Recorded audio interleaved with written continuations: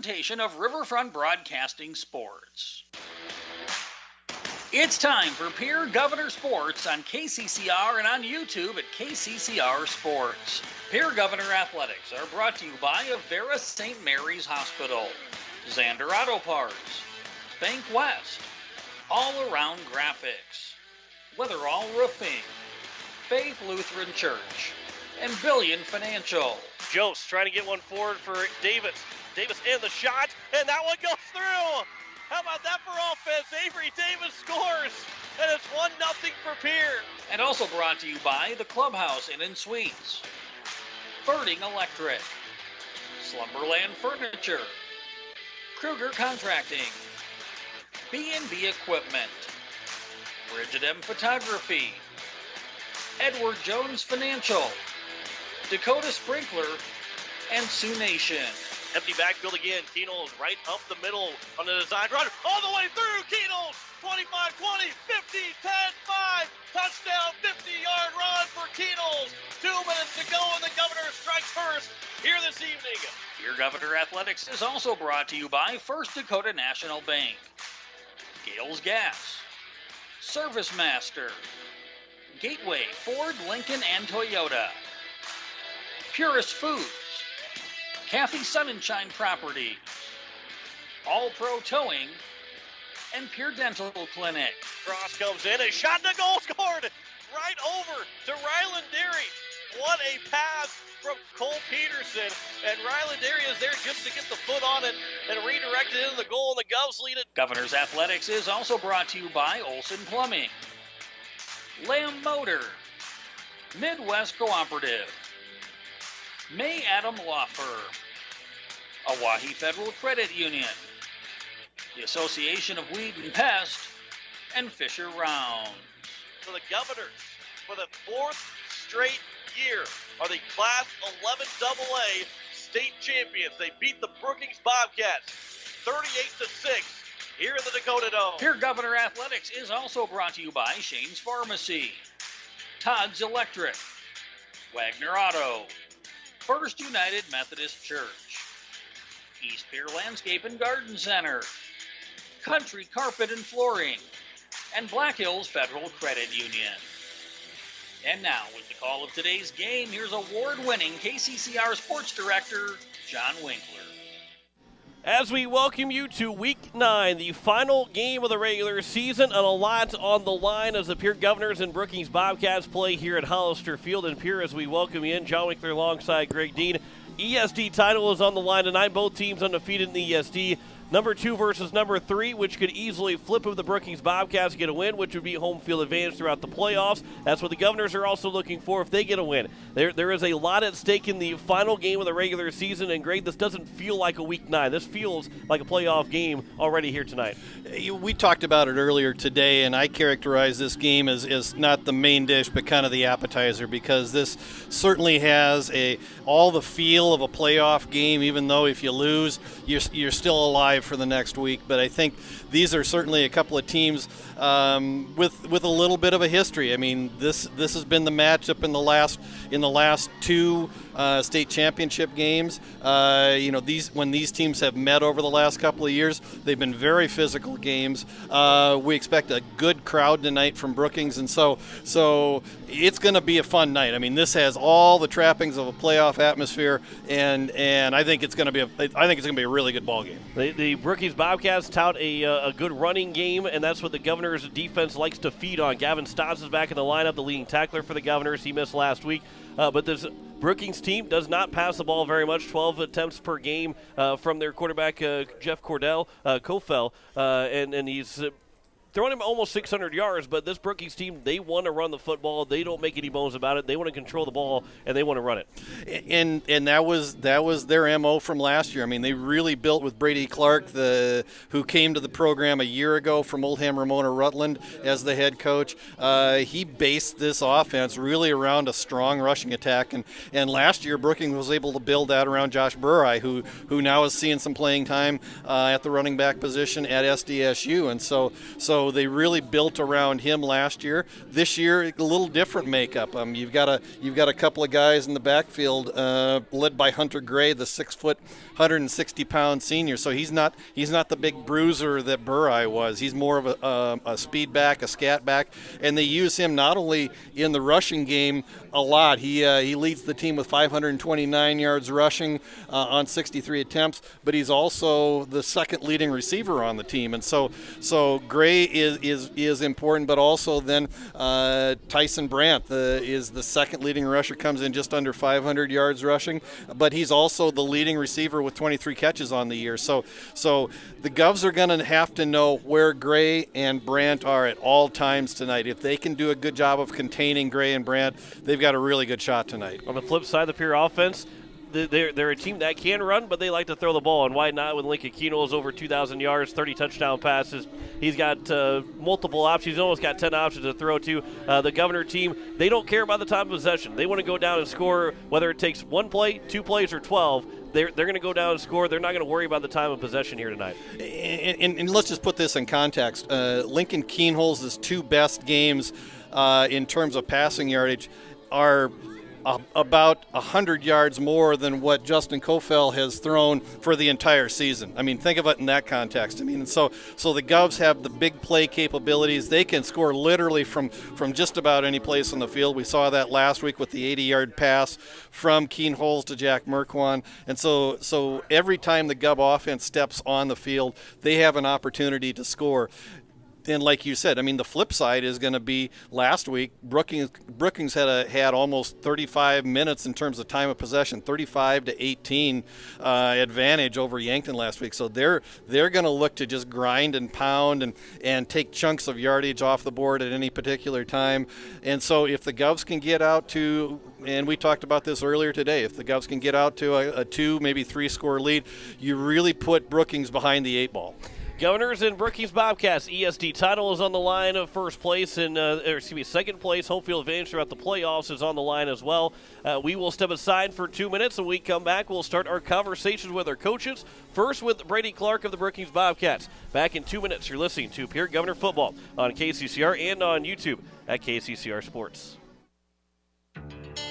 Insurance. We all need it to protect our homes, health, businesses, and belongings. But having adequate coverage is just the beginning. You also need the support of professionals who stand by your side to protect what's important to you.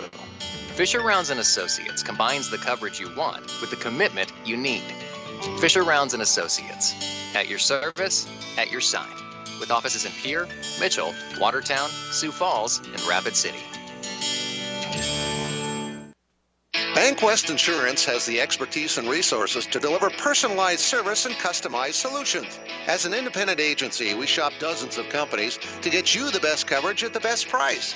As your trusted choice for insurance coverage, we promise to go the extra mile so you can rest assured your loved ones and your assets are protected. Contact your local agent with BankWest Insurance to work for you. Not a deposit, not FDIC insured, not insured by any federal agency, not guaranteed by any bank, may go down in value, equal opportunity provider.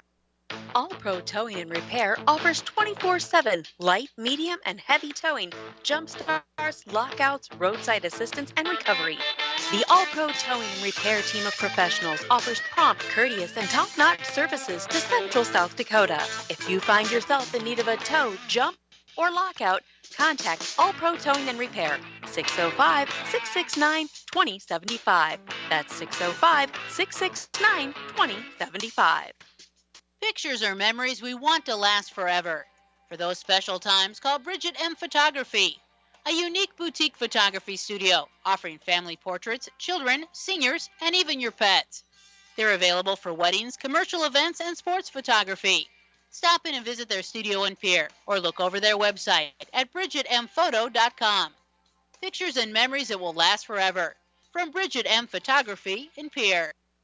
As we welcome you back to the pregame show here on KCCR and on YouTube at KCCR Sports, joining me is Coach Brady Clark of the Brookings Bobcats as Week 9 is here, final game of the regular season. The Governors and Bobcats set to kick off at 6 o'clock here this evening. Coach, our first question, let's talk about this because a lot of Week 9s, and I'll talk to Steele about the same thing, is that a lot of Week 9s you're you're ready to get the playoffs started. But this week 9 is different. ESD title, home game, potentially to see these two teams play again, and you get home field advantage if you get a win. There's a lot at stake for this week 9 game, and it feels like we've got the first round of the playoffs without actually the first round of the playoffs. Yeah, you said it perfect. Yeah, there's a lot at stake with this game. We have mentioned that to our boys throughout the week. This is a big game. This is an important game. Thinking about the future there, but we are prepared. We're just going to come in and do our job and not make it bigger than it needs to be. And I think our boys have done a good job this week of preparing for that. So. And you just kind of mentioned not making it bigger than what it needs to be, because here in 2 weeks, and as a media guy, as a guy that just looks at the seeds right now, that all indications are pointing Pierre and Brookings in the 2-3 matchup in the state semifinal. So obviously, yes, both teams have to win that first round game, and it's not always a guarantee. It's not going to be a guarantee at all. But the seeds are pointing to that point. So being able to get a win to get a home field advantage in that semifinal game is big. But do you even consider that game coming up in 2 weeks right now, or is it all just focused? Pierre's right now, week 9. This is the only time we're going to see them. We're not worried about what might happen in the future.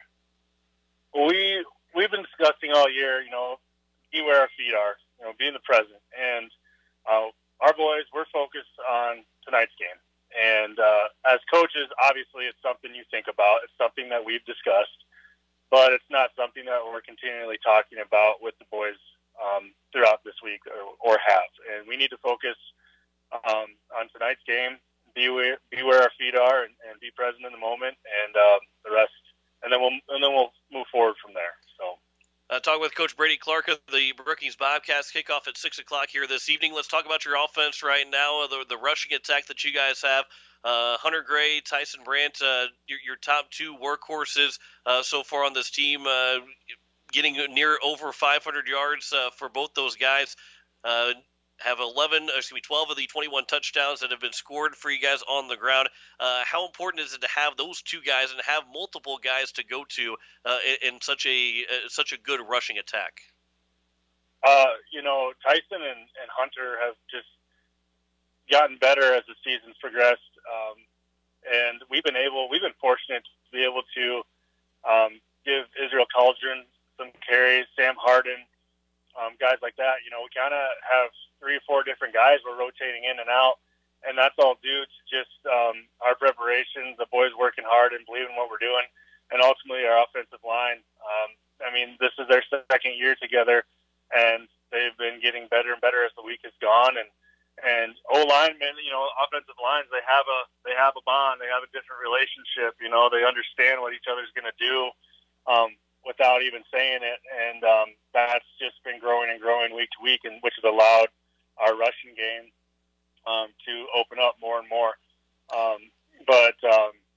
And that's been a lot of fun to see, and it's opened up our passing game as well for Justin Koffel to come in and do what he does. So. Now, last week you guys beat Yankton and controlled the football, and by controlling, I mean just dominated the time of possession over the Yankton Bucks team. And I got to figure that you guys are probably trying to game plan to have that same type of effort and control the football and keep that Pierre offense off the field. Yeah, Pierre's an exciting offense. They score a lot of points, and people have been trying to figure out all year how to stop them. And one thing with our program, with our team this year, is we have a lot of two-way guys. We've had a lot of injuries, and guys have had to step up, next man up type thing.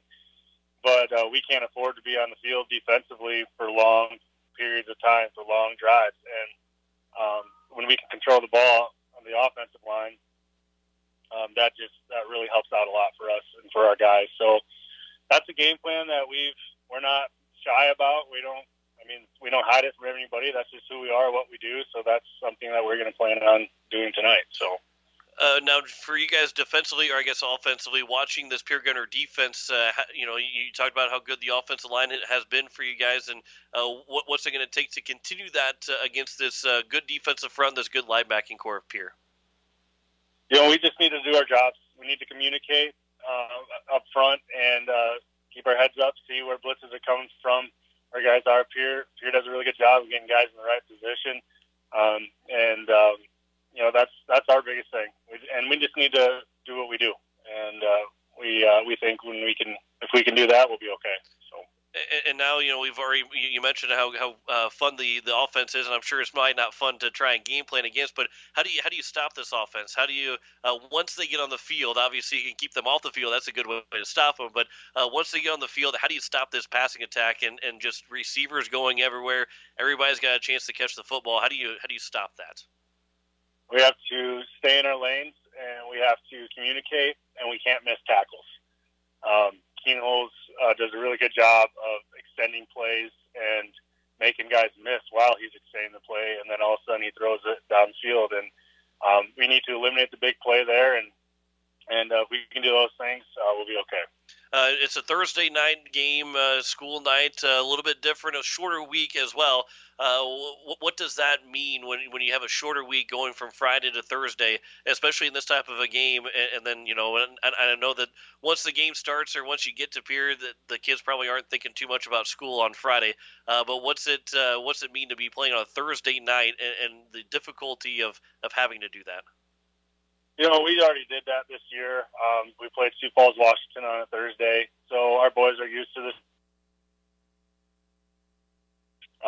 So I'm not too concerned about where our mindset's going to be based off of playing a Thursday game. So, talking with Coach Brady Clark here of the Brookings Bobcats. Before I let you go, Coach, what's it going to take? What's that top thing to take to knock off Pierre here this evening? Just playing for one another. Just being, playing the game like we've been playing it throughout the season and getting better each time. Communication and just playing for one another. If we can do that, doing our jobs, I think we'll put ourselves in a good position. Coach Brady Clark of the Brookings Bobcats. Coach, I appreciate the time. Good luck here this evening, and I feel like we'll be talking again here shortly in the next couple of weeks, but good luck here tonight. I appreciate it. Thanks for having me. Back with more of the pregame show next year on KCCR and on YouTube at KCCR Sports. Building a home. It's the biggest investment most of us make in a lifetime. Not to mention, it's a decision that, well, you pretty much live with day and night. The quality of the workmanship stares back at you like a reflection. It also affects the value of your investment. Choosing the right contractor is critical. Kruger Contracting is that contractor. Call 222-2523. Quality workmanship and materials completed on time. Kruger Contracting. In a word, quality. Call 222-2523. Sioux Nation in Fort Pierre is a proud supporter of area athletes and their fans. Sioux Nation of Fort Pierre knows it takes hard work to achieve success in sports and the support of great people. That's why Sioux Nation of Fort Pierre is the place for all of your feed, seed, animal health, and grilling needs. They work hard for the community and are thankful for the support of their great customers. Visit Sioux Nation in Fort Pierre, 504 Deadwood Street. Sioux Nation supports area athletes.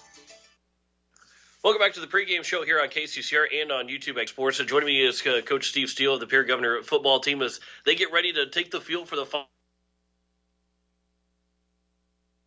here at home as they face the Brookings Bobcats. Coach, there's a lot at stake here for this game. And a lot of times when you get to week 9, sometimes you're saying, okay, let's just get this week over with. Let's get to the playoffs. But ESD title on the line, number 2 seed potentially on the line. T area might, if they lose, you might be able to jump them. But most importantly, a top 2 seed is on the line for you guys. This is probably as big of a week 9 game as the Pierre Governors have seen in quite a few years. It is. I said, a lot of people don't realize how important that home field is. To win and clinch home field all the way to the Dome would be a gigantic thing for this team. And then an EST championship. Anytime you can put championship on the end of something, it's an important game. So a lot of stuff that we're playing for tonight, and it's a pretty cool thing because I think preseason, I don't know that you'd have seen either of these two teams in this position. So pretty cool for both teams to be in this situation and, have a fight tonight to see who wins it. And that's the other big thing is that most likely, and obviously if seeds hold true, it would be that case, that you'll see this team 2 weeks from now. So you're game playing for this game, and obviously you don't want to look ahead. Indications, and as a broadcaster, as a media guy, I'm looking ahead right now and saying that there's a really good chance that you guys meet 2 weeks from now in the state semifinal. when you think about that, does that change anything how this game is played tonight on either side of the ball? Maybe a little bit. I think at this point in the year, there's not a whole bunch of secrets anymore. So most everything's already out there. But I think both teams are going to go and try to win this football game. I think we're kind of approaching that playoff mentality right now. I think we talked earlier in the week about how this kind of feels like a college atmosphere of you played your regular season. This is conference championship week, and then we're on to the playoff. It's definitely a lot of fun just to be having that energy right now. But I think when push comes to shove, both teams are going for it tonight. The fifth time these two teams will meet in the last 3 seasons, which obviously 2 of those times have been the state championship. Probably won't be the case unless, again, seeds change a little bit, but won't be the case because you'll have to play each other in the state semifinal. But 2 teams that know each other really well. And we saw Brady Clark joined the Bobcat team last year as a head coach, kind of runs the same thing. You guys are running something similar to what you ran last year. So like you said, no secrets about these 2 teams, especially because the familiarity is already there. Yeah, and this is just one of those teams. I think this is the team in my time here that we've played the most. I think this will be our 10th or 11th game playing Brookings in 6 years. Seems like we always get them in the playoffs, and then obviously we play them in the regular season too. So it's turned into a really fun rivalry game, just from familiarity and playing each other so many times more than anything else. But there's been a lot of good football games. They're very good at what they do. They're very simple, but they play fast, and then everyone knows what's expected of them and where they need to get to on any given play. So if they wanted to get it their way, it's going to be an old-fashioned football game. If we get it our way, we'll probably push the pace a little bit more. You said they like to play fast, but they like to control the ball. They might play fast, but they like to take their time to play fast. They held the ball for almost 35 minutes of a 48-minute football game last week against Yankton to pick up that win. And that's probably what they will want to do again here tonight is control the football, especially with your guys' offense and to try and keep them off the field. They want to control the football. And how important is it the defense to limit the first downs that Brookings picks up tonight? The biggest thing I think for our defense is just going to be to get negative plays. They're not a team that's going to have a ton of explosive plays. They'd like to live in that 4 to 6 range. If they can get 4 to 6 yards every play, that's going to march them right down the field. So if we can get a negative play on them on first or second down, put them into a true passing situation on third down, that's something they're not very comfortable in. So defensively, we've really got to do a good job finding ways and finding opportunities to get a negative play, but also not trying to push for one every single time, and risk giving up a bigger play. And, with the offense that you guys have, you like to have those quick strikes and score. You can have those methodical drives, but a lot of times you score rather quickly. And if Brookings has it their way a little bit too, being able to drive a long time, this defense could get fairly tired. Do you do anything differently in practice to prepare that this defense might be on the field for more than half the game, almost 75% of the game? We haven't done a ton differently. I think that situations like last week where we ended up playing probably 10 or 11 different defensive linemen and linebackers helps because that builds our depth and allow us to sub. We're not going to have any issues subbing because they'll take as much time between plays as they can. So I think conditioning-wise, we should be fine. And like I said, our depth will really help that situation as well. But offensively, when push comes to shove, we've got to score points. If we score points on a 1 or 2 play drive versus a 12 or 13 play drive, ultimately it ends up in the same amount of points. And against this Brookings team, if we can get a lead on them, that's where their game has to change. Going into this game, Lincoln Keenels has thrown for over 2,000 yards, 30 touchdown passes. Jack Merquan broke his single-season record for touchdown receptions last week against that win against Aberdeen Central. This offense just continues to click. It is video game numbers in real life for Keenels, for Merquan, for all these receivers to be able to do what they've done. And still potentially have 4 games left to go. This is as good of a pure offense. And we talk about, we don't like to compare at this point of the season, don't like to compare it to last year or the year before's team, but this is as good as that 2019 offense as it gets. Yeah, I think we're very different, from years past. We obviously don't have as big of an emphasis running the football. We've talked, we obviously like to be balanced in a football game. Our best football games right now have not been very balanced. It's, I think last week we threw for 400 and ran for about 100. That's not very balanced, and our total plays were more skewed to the pass. But that's where our team is, and that's part of what the coaching staff's job is to learn the team and then obviously put them in the positions that allow them to have the most success. And I think our kids are executing at a very high level, throwing the football right now. Our line's doing a great job with time, and Lincoln's not missing. So, it's one of those things where, yeah, we could run it more, but why if this is working?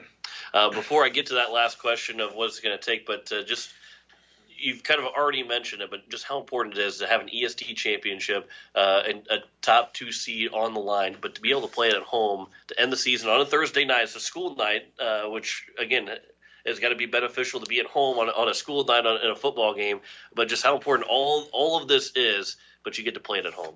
It's always going to be senior night. It's a special night for those guys.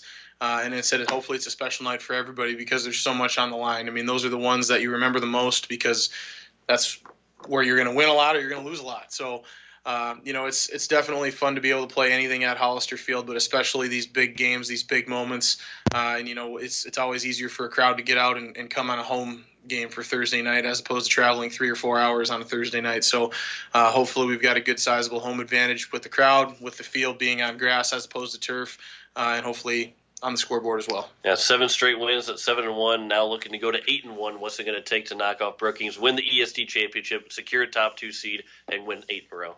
Offensively, we've got to keep clicking. We've got to score points however and whenever we can, and we can't give them short fields.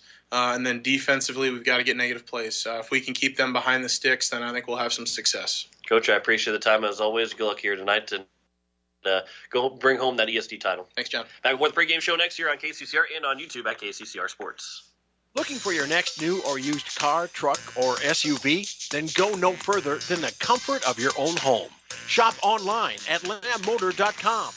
On lambmotor.com, you'll find the vehicles Lambs has in stock. You can schedule a test drive or your vehicle's next tune-up all online. New or used, shop for it all online anywhere you are. Lamb Motor has the right vehicle for you. Lamb Motor in Oneida and online, lambmotor.com. At Black Hills Federal Credit Union, our top priority is providing value to our members.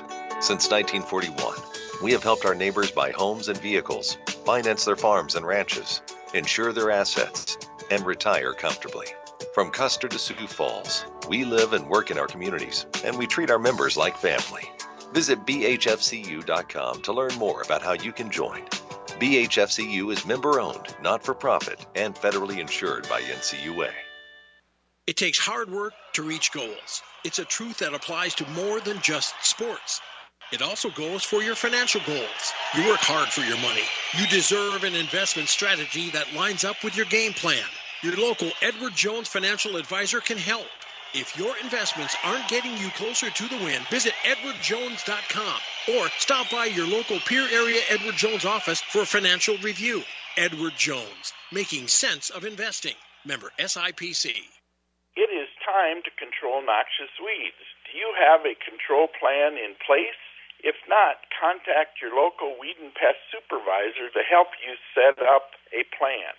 Effort now will save you time and money in the future. This is Paul Johnson, South Dakota State University Extension Weed Science Coordinator, asking for your support to get this statewide noxious weed problem under control. As long as you have a local cooperative, you'll never farm alone.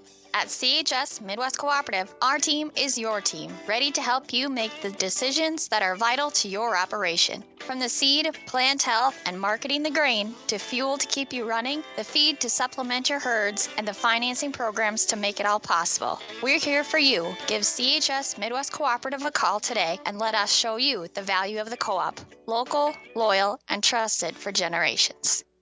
When a disaster damages your home or business, you need immediate support from experts you can count on. ServiceMaster is there for your burst and leaking pipes, basement flooding, drying and dehumidification, roof leaks and failures, carpet and upholstery. We know your situation is unique. That's why we give every type of damage in every building the individual attention of certified experts who have the real-world experience to come up with the best solution. No type of damage is too big or too small for us to handle. We're standing by 24/7. Call ServiceMaster 844-902-2938. As we welcome you back here to Hollister Field, we are getting set for kickoff as the Pierre Governors take on the Brookings Bobcats. Starting lines just being announced. The Pierre Governors and the Brookings Bobcats EST title home field advantage throughout the playoffs. That is on the line tonight. If T area does lose and the Pierre Governors win, the Govs can pass them for first place. However, more T facing West Central. Not saying that West Central can't get the job done, but more so looking like it's going to be this is for the 2 and 3 seed. The winner is 2, loser is 3. And it brings up an interesting point. You and I were talking again earlier today. T, even though they're undefeated and sitting in the number 1 seed position right now, has played the easiest schedule of all of the 11 AA teams. The combined winning percentage of their eight opponents so far is about 35% on the win percentage. So West Central is actually only the second team that they've played all year that is either at or above 500 at the time that T has played them. So it'll be an interesting situation to see how T does tonight against a quality opponent.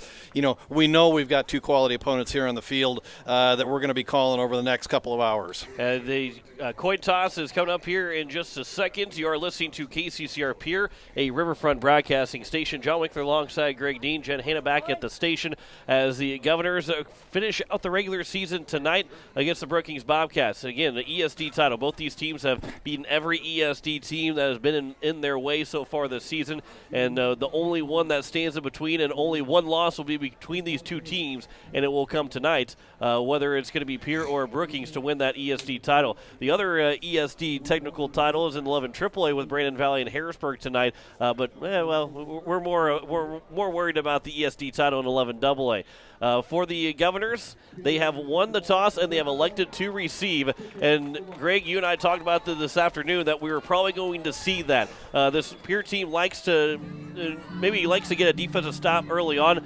I've talked with both Steele and Lewis. They both like to get the ball or go on defense first, depending on which one you're talking to. But the way this Brookings offense is and the way they want to control the ball, the best thing to do is go down, score right away, and make them play from behind right away.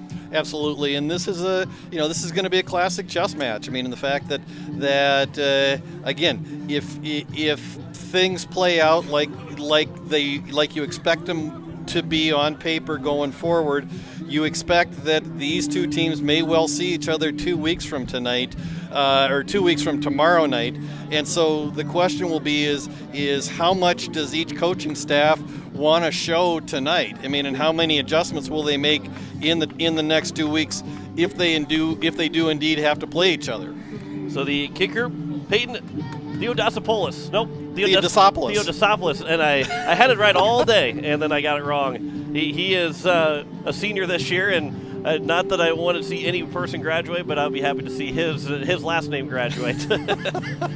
But he will be kicking off. Theodosopoulos will kick off. The Governors will have back. They'll have Jaden Wiebe and Trey Lewis back deep for the Pierre Governors, as they'll also have Deegan Huska back there as well for this Pierre team. We are underway. Kickoff goes back deep. It'll be taken by Lewis here on the near side inside the hash marks. He's out to the 20, to the 30, out to the 35 before he's driven down at around the 37-yard line. And Pierre has got good field position to open up this ball game, and that's a good starting spot for this Pierre Governor offense. And Blake Keenels leads the offense out. Over 2,000 yards passing so far on the season. He's on pace to go to 3,000 yards by the end of the year, potentially over 40 touchdown passes by the end of the year, and he's got the new single-season record holder in Jack Merquan catching passes, along with plenty of other good receivers, as we'll talk about the starting lineup here momentarily. Empty backfield here for Keenels and the Governors. First play from scrimmage. He'll look to pass. He'll look to his left, throws over the middle, and the catch is dropped by Matt Hansen as he was coming over the middle, was wide open, and it does fall incomplete. And they'll bring up 2nd down and 10 from the 37. Keenel's the quarterback. Trey Lewis is the running back. He's got another start this week. Kate Kaiser, Jack Merquan, Matt Hansen, the 3 receivers, with Jed Zabel the tight end. The offensive line, Kyle Albertson, Gary Nedved, Brady Getz is back, Matthew Coverdale, and Jaden Floor. Christian Bush is out again this week after dealing with a leg injury that he's going to be held out. So Matthew Coverdale, the center for this Governors squad. As it is Keenel's back to pass on 2nd and 10. He'll look over the middle. That catch is going to be made here on the near side by Lewis as he'll get out to around the 48-yard line. A gain of 11 and a first down for the Pierre Governors. on Lewis's first catch.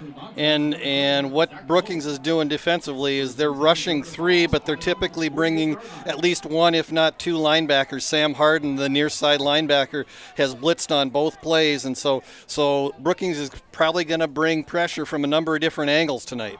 Lewis will get the handoff his first run, but he has been the backfield. He has thrown down all the way back at the 45-yard line, a loss of 3 as the Brookings defense came straight through. And the Governors, while they run the ball well, they're actually going to spot them at the 40, right around the 47, so only about a loss of 1. But the Governors can run the ball well, but they have struggled to run the ball consistently this year, especially guys not named Lincoln Keenels. That's been the struggle for this Governor offense. 2nd and 11 from around the 47-yard line. Shotgun formation, empty backfield here for Keenels. He'll look to pass here on 2nd down, looking over the middle, throws over the middle. Matt Hansen can't make the catch as the man that got in the face of Matt Hansen was Lincoln Harden. Broke up the pass, and it brings up now 3rd down here for Pierre. Governors in just a close, tight bunch formation right just off the shoulder of Jet Zabel, the tight end on the far end of the offensive line. Just ran 3 guys kind of right down the hash marks, and unfortunately Hansen not able to come up with the catch on the play. Shotgun formation, 3rd and around 12 from the 46-yard line. Got to get it to the Brookings 42. Empty backfield. Keenels back to pass again, throws for Lewis, will make the catch, stays on his feet at the 50-yard line. He crosses midfield, and then he's at the 48, but the ball apparently came out. Brookings says the ball came out, and they are going to see there's no official sign yet from the referees, and they do say Brookings has it. So Lewis fumbles the ball at the Brookings 48, and it will be 1st down and 10 now here for the Brookings Bobcats in their own territory. Brookings again rushed 3. That time brought 3 linebackers. The Governor offensive line has offered good protection to Lincoln Keenholz so far.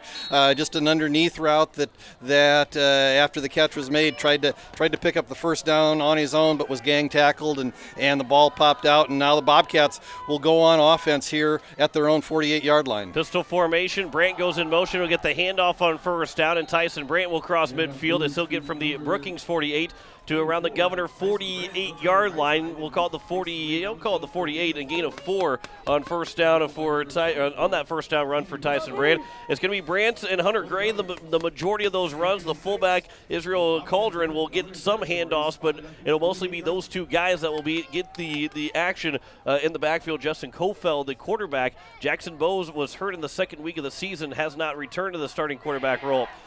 In a pistol formation again, another man goes in motion here the near side, and Hunter Gray is going back to that original line of scrimmage. He's going to lose yards all the way back to the Brookings 48-yard line. He'll lose those 4 yards back as Josh Strand got to him first. They're going to go all the way back to the 47, a loss of 5, and it's 3rd down and 11.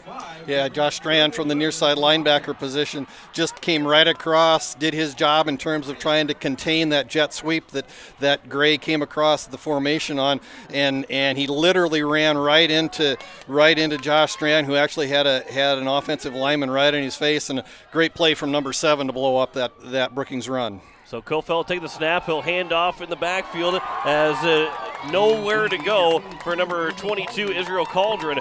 And they go all 3 guys to rush on that play, on that series, but they gain 0 yards overall. Cauldron picked up a gain of 1, and it's 4th down and 10. And here comes a punting unit for the Brookings Bobcats. 48 degrees at kickoff tonight under mostly cloudy skies here at Hollister Field. The Governors in black tops, green pants, white numbers. So the punt is a good one for Brookings. Takes a couple of hops for the Bobcats, rolls it to the 20-yard line, and it will be down right around the 20, right around the 19-yard line. So a little bit less of good field position for the Pierre Governors in this next drive, but they do get a 3-and-out on that Brookings offense, and where Brookings wants to control a lot of the time. We got 8:52 left to go in the first quarter with no score between these 2 teams. Brookings didn't get that long possession that maybe they're hoping for to open up play. Again, the Governors in the black tops, white numbers, green pants, green helmets, white and green accents on the shoulders for Brookings tonight. White tops, white pants, red numbers, red helmets, white numbers on the side. Shotgun formation for the Governors with Lewis in the backfield. Keenel's looking to his left. He'll throw over the middle. A catch is made by Jet Zabel. He gets to the far sideline where he is caught and dragged down by Tyson Brandt as he'll get to around the 25-yard line, a gain of 6 on that first catch of the game for Jet Zabel. Zabel just on a route out into the flat on the far side, and just something on the underneath, and again the problem if you're trying to defend this Governor offense is you've got 5 guys in this Governor offense that have caught at least 11 balls this year. Brookings almost jumps on the clap from Lincoln Kienholz. He'll get the new play. He'll call it out to the rest of the receivers. Play clock is under 10 with 8:07 to go here in the first quarter. Kienholz looking for a quick pass. The throw, the catch is made by Merkwan, but he is wrapped up and thrown down by Tyson Brandt. And Brandt almost got to that pass. He had that read perfectly and almost got to that pass before it got to Merkwan. But it's going to be a loss on that second down play. And it'll bring up third down and long, third down and 10, back to that 19-yard line, a loss of 6 to bring up third down and 10. Yeah, and nice play by 24 Tyson Brandt. He didn't get blocked on that bubble screen and came across, and if he makes about another step and a half and commits to that pass rather than trying to commit to Merkwan, he probably steps in front and he would have a pick 6 in front of him. Kienholz empty backfield here on third down and 10 for the 19-yard line. Steps up, throws. Zabel's got the catch. He avoids one tackler, but he's going to go down at around the 25-yard line again, so he gets right back to where he was the first time he made the first down catch, and it brings up fourth down, and that will be an obvious punt upcoming here for the Pierre Governors. Another gain of 6 for Zabel, who caught 2 passes for 12 yards on that possession, but they go 3 and out. Somehow that, the oddities of how a game goes sometimes. And this has been one of the strengths. The defense has been one of the strengths of this Brookings Bobcats football team so far this year. Only twice have they given up more than 20 points. Both of those resulted in losses. So if the Governors can get to that 20-point mark, I think they've got a pretty good opportunity to win the ball game tonight. Kienholz with a good rugby punt as Hunter Gray makes the catch, and he goes down as he's going to go down at the 38-yard line, as it was Kate Kaiser that was the one on the tackle. And Kienholz got really close to that line of scrimmage. And the beauty of having your quarterback be your punter is if that opens up enough, Kienholz can easily take off for a first down. But instead he punts the ball away. It's a good punt all the way back to the Brookings 37-yard line. Yeah, Kienholz averaging 7.5 yards a carry so far this year. I mean, so he makes plays both with his arm and with his feet, and you hit the nail on the head right there. I mean, one of the true advantages of having a dual threat quarterback back as your punter is that you almost turn him into a triple threat. 6:36 to go here in the first quarter. No score between Pierre and Brookings. Pistol formation for Kofelt. He'll put Brandt in motion. He'll hand off to Brandt.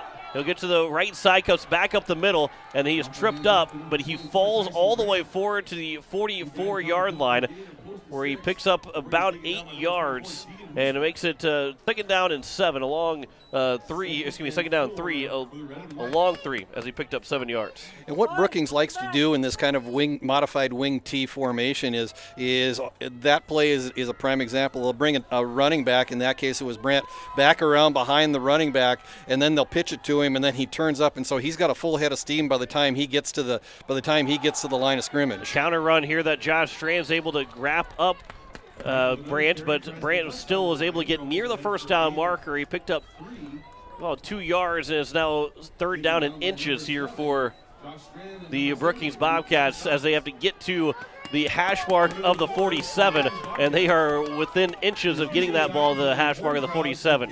I would say this is probably 4-down territory unless there's a big loss here on third down, because this Brookings team can average 3 to 4 yards a carry. Third down in inches. Brandt goes in motion, though, fake the handoff to him, and a first down here for the Bobcats as it's Cauldron that gets the handoff, and he is still pushing the line forward as he gets all the way out to the Pierre 45-yard line. A big gain on third down in inches, and Cauldron gets that first down for the Bobcats. Yeah, Cauldron just right up the middle. Not a big kid at the fullback position, but they list him at the fullback at 5'9", 170. He just went right into the interior of the line, got the first down, kind of got stood up right at the 50, just kept the legs churning, and carried a couple Governors another 4 yards down to the Governor 46. So it's 1st and 10 from the 46-yard line. 5 minutes to go here in the first quarter. Still no score. Gray goes in motion. He bobbles the ball. It's on the ground, and the Governors look like they have it, and everybody for Pierre is saying they have it.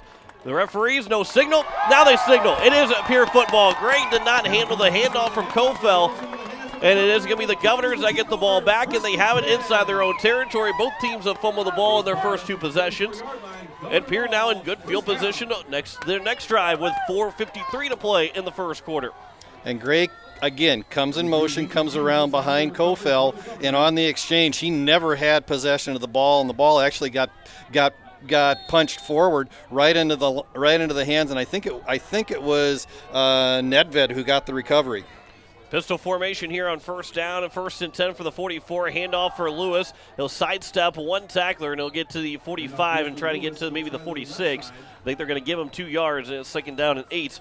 It's going to be a big issue, I wouldn't say issue, but a big thing is trying to get that running game and that running back game going for you, because it just hasn't been there for the Pierre Governors this year outside of one game where Trey Lewis eclipsed 100 yards.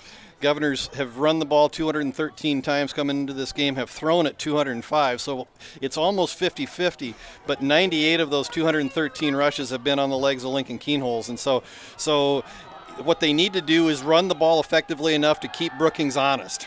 Keenholz rolls out to his left, looking over, throws it over the middle. The catch is made by Matt Hansen. He's at the 25 to the 20 before he's driven down inside the red zone.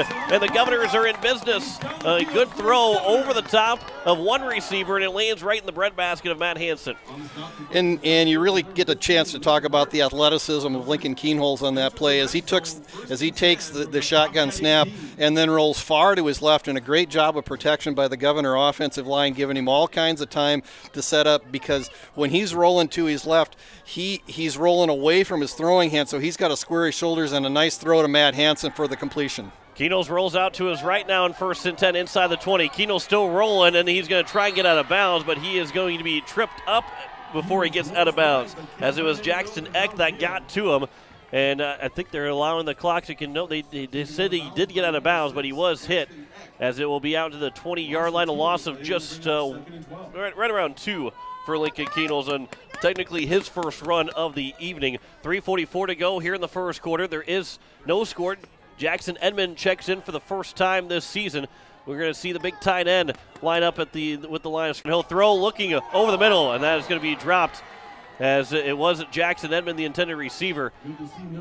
And unfortunately, that first pass was a good one from Keenholz, but maybe a little bit of the hands aren't quite there yet for Jackson Edmond, and it falls incomplete, and it's now 3rd down and 12 here from the 20-yard line. Coldest night so far that weather-wise that the Governors had to play in, and even though all the receivers now wear some kind of gloves to keep their hands warm and add a little tack to help catch the ball. Still just 46 degrees right now in Pierre, an east wind out of 4 miles an hour. So the wind is not going to be a factor tonight during this football game. Low snap for the middle, and that's going to fall incomplete through the hands of Kate Kaiser as he was diving for it. And that brings up 4th down, and now the decision is up to Coach Steele on, do you try a field goal here from the 20-yard line? That turns into about a 37-yard field goal for Cole Peterson. But they're going to keep the offense out here, 4th and 12 from the 20-yard line with 3:36 left to go here in the first quarter. Still looking for our first score of the game. 3 receivers out left side. Jackson Edmond is tucked in tight near the line of scrimmage. Jack Merkwan by himself here on the near side. Shotgun formation. Keenholz looking to pass, steps up in the pocket, throws, the catch is made, and trying to stiff arm his way for a first down. Trying to get to that first down marker inside the 10 to around the 8. It's going to be, looks like a yard short of the first down marker. As Trey Lewis made the catch, he got to around, where are they going to spot it here? Is he going to be close enough for a first down? They might be bringing the sticks. Or are they going to say it's a first down? They are. He got to the 7-yard line. It's going to be a first down for the Governors. So a gain of 13 for Trey Lewis on that 4th down play. And they have not yet moved the sticks. Now they will. It's a 13-yard gain for Trey Lewis. And it's 1st and goal now for the Governors.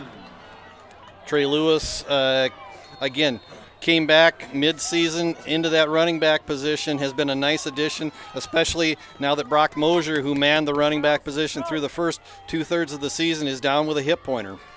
4 receivers out left side for Lincoln Keenholz.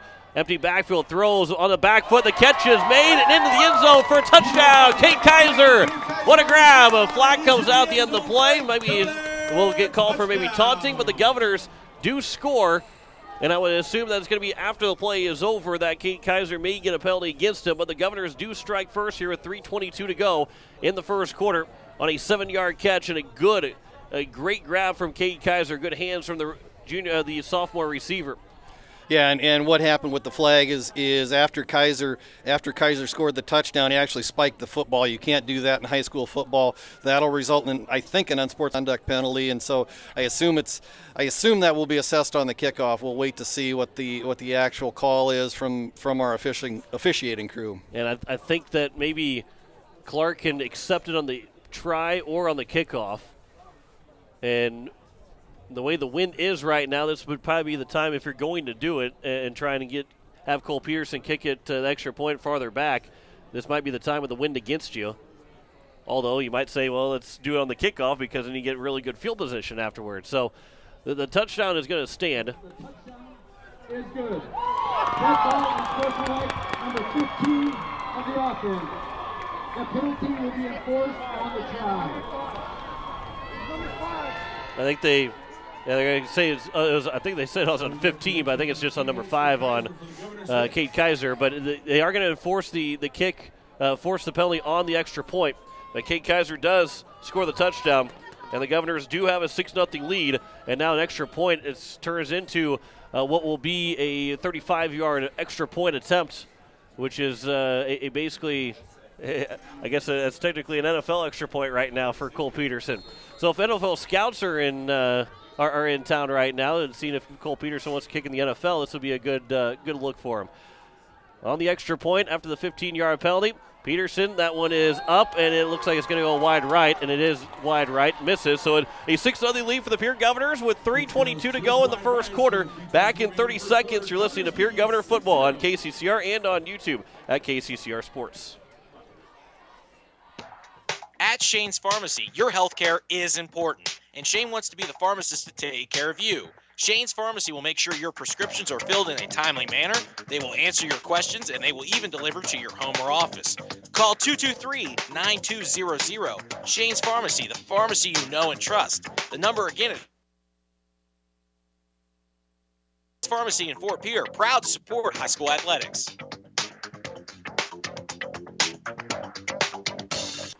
As we welcome you back here in a 6-0 lead for the Pierre Governors over the Brookings Bobcats, John Wickler alongside Greg Dean as it was a 7-play, 53-yard drive and a 7-yard catch from Kate Kaiser that came way of Lincoln Keenels, and the Governors do strike first. The extra point was missed after the penalty was enforced after an unsportsmanlike call goes against the Governors. So it is a 6-0 lead, 3:22 left to go here in the first quarter.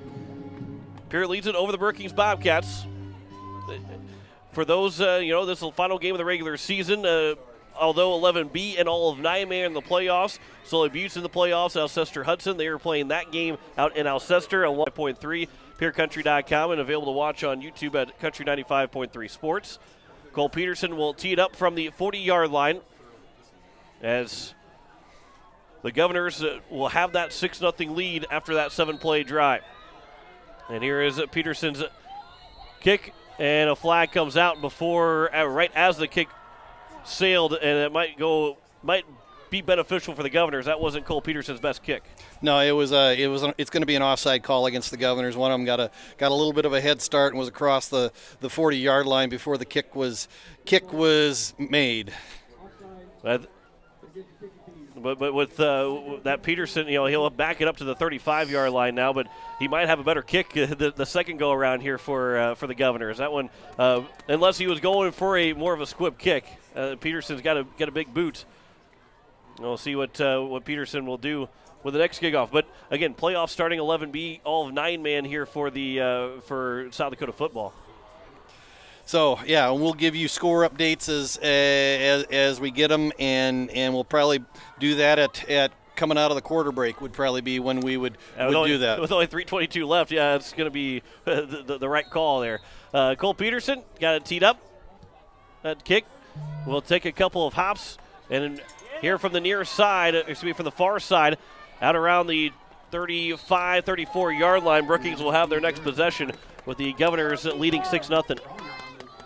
Yeah, Derek Braylier Bralier on the return for the Bobcats just took the ball on one bounce about the 15-yard line, came right back up the middle, and was met by a host of Governors right at about the 32-yard line. Got stood up, got to the 34, and that's where the red and white will be in action.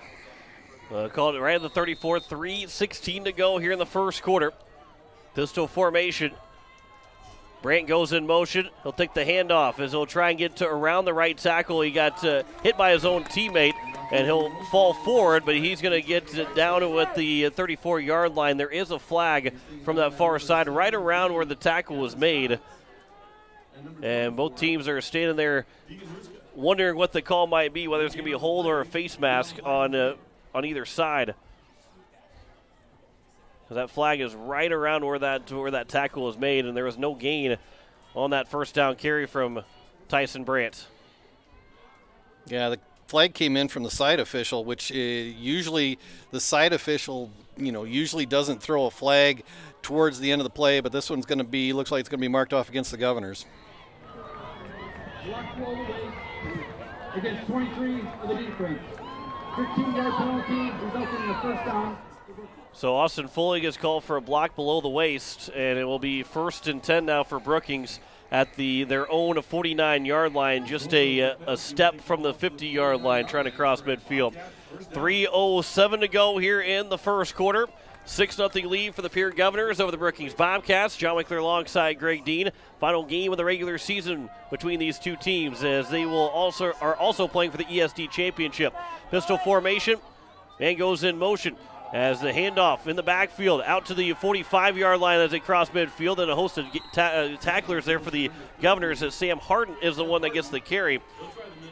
And Harden's got a good first carry as he gets to the 44 of the Pierre Governors, a gain of about 7. Harden on the far side of the formation comes in motion, comes around the back of the Bobcat offense, and then kind of did a yo-yo motion, then comes back around, does a 180 and takes the handoff from Kofel and went back over the right side of the line and picked up 7 on the play. So now 2nd and 3. A handoff, Cauldron gets the handoff. He'll sidestep a couple of different Governors, and he's got enough for a first down. He'll get to around the 36-yard line. And Cauldron will get to the 36, a gain of 8, and it's 1st and 10 here for the Bobcats. And they are as a definition of a ground and pound team. They will just try and shove it down your throat as they. I mean, those handoffs are as close to probably the line of scrimmage as you can possibly get. Like you said, almost like a wing formation, Greg. Here's a 1st and 10 play from the 35-yard line. A handoff goes outside the left tackle. Ball comes out. Great fumble the ball again, but it was recovered by the Bobcats, as it was Cauldron that recovered the ball for Brookings, but that was another dangerous play there from Cauldron.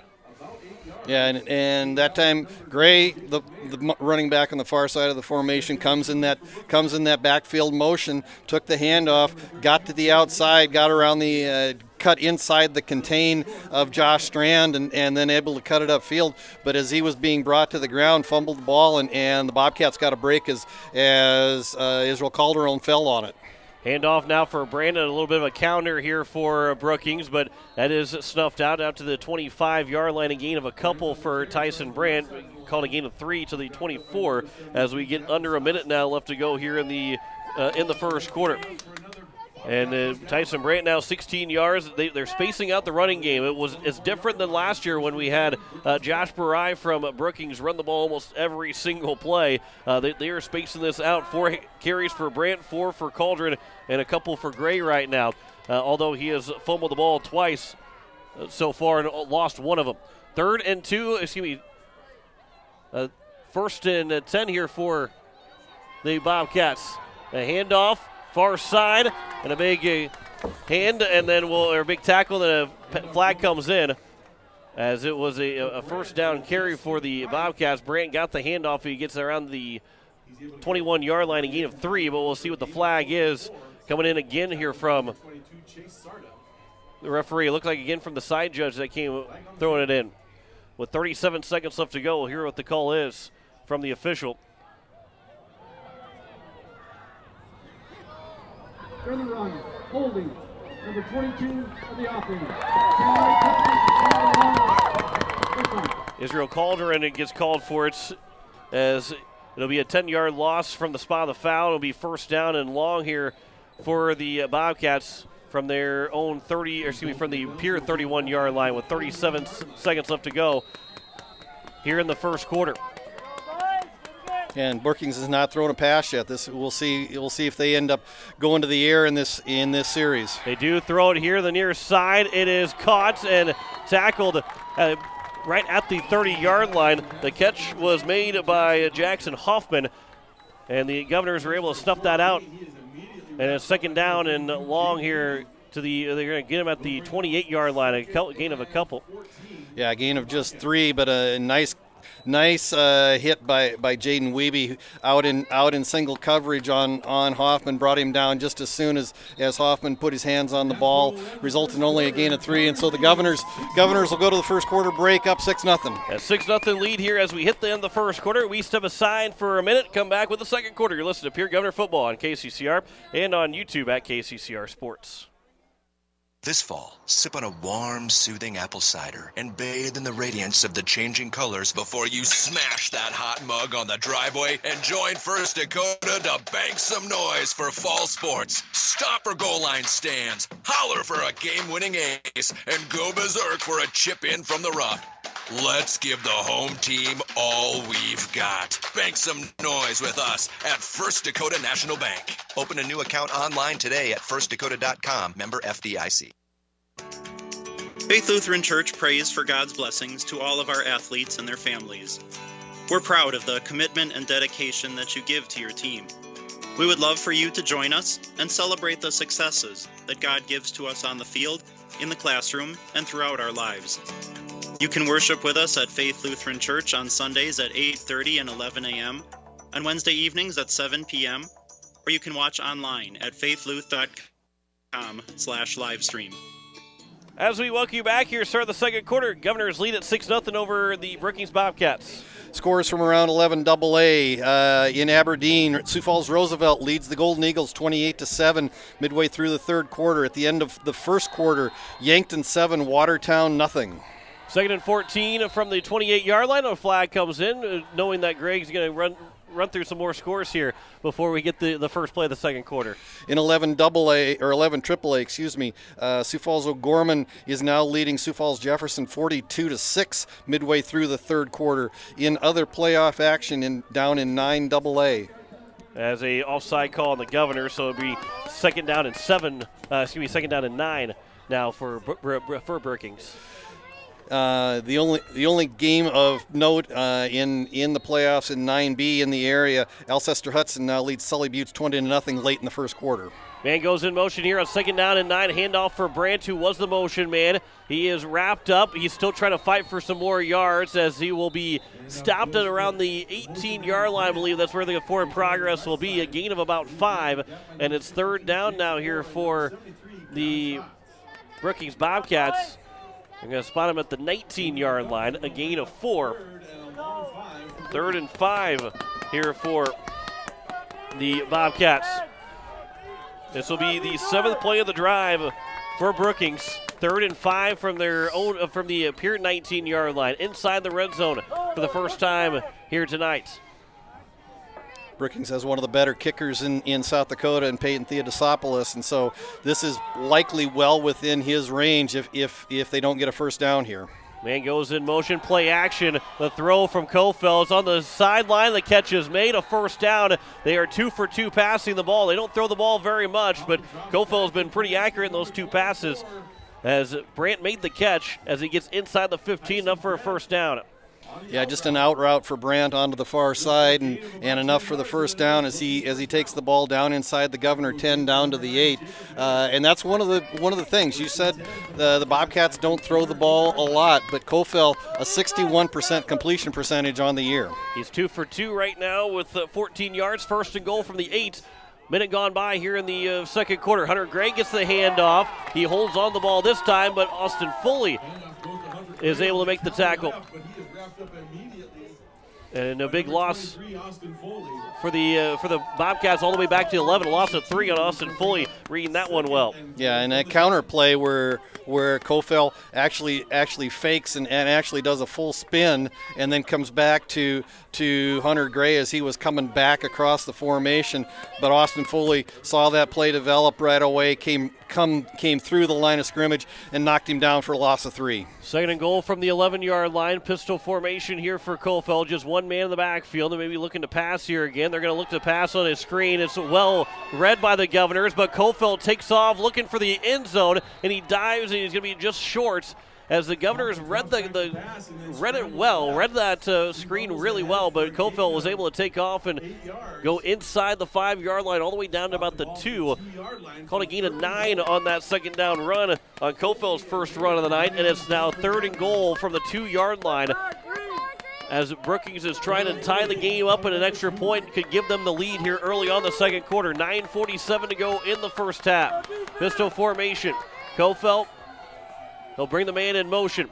Hand off in the backfield, and Josh Strand is right there to bring up 4th down. A loss in the backfield. Josh Strand immediately got back there. Cauldron had nowhere to go, and it'll go all the way back to the 4-yard line. A loss of 2, and it's 4th and goal from the 4-yard line. And again, no movement on the Brookings sideline. They look like this is 4-down territory. And again, interesting that this would literally be a chip shot field goal for Theodosopoulos, but Brookings sees this as an opportunity. They evidently don't think they're going to get down inside the red zone very often, so they're going to take a shot when they have this opportunity. 4th and goal from the 4. Looking to tie the game up is Brookings from the pistol. Man goes in motion. They'll hand it off to Brandt. He's going to get untouched into the end zone, diving for a touchdown. And Brookings has tied it up with 8:55 to go here in the first half, and an extra point away from Theodosopoulos to give the Bobcats their first lead here tonight. Yeah, and again, just kind of a counter play where Brandt comes in motion from the far side and then takes the handoff and actually bends back towards that far side of the Governor defensive line and was able to find the end zone after that 4-yard run. So Theodosopoulos on for the extra point. Turned into a 11-play drive for the Bobcats.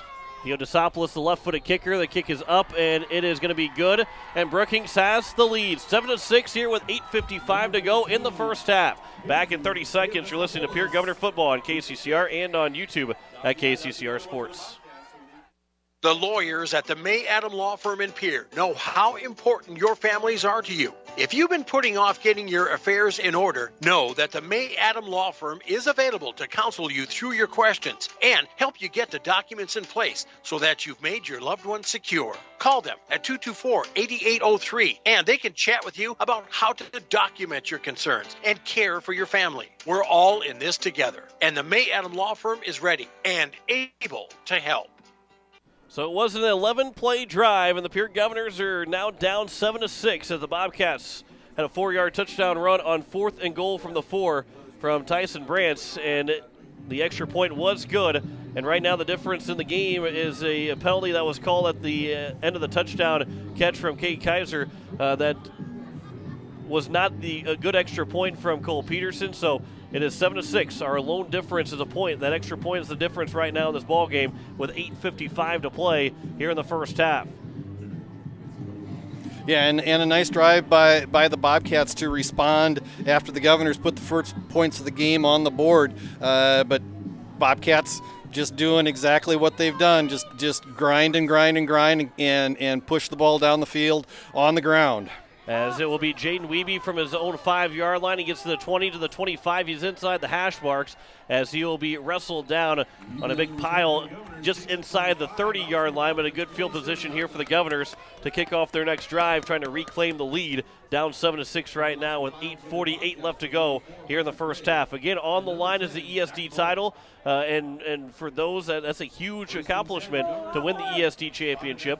However, the other thing that's on the line, and maybe if you're looking to win a state championship, home field advantage is on the line. Home field advantage throughout the playoffs is on the line with a win.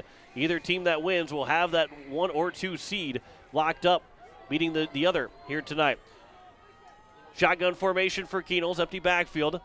1st and 10 from the Governor 28-yard line. Play clock just under 10. 3 receivers here to the near side.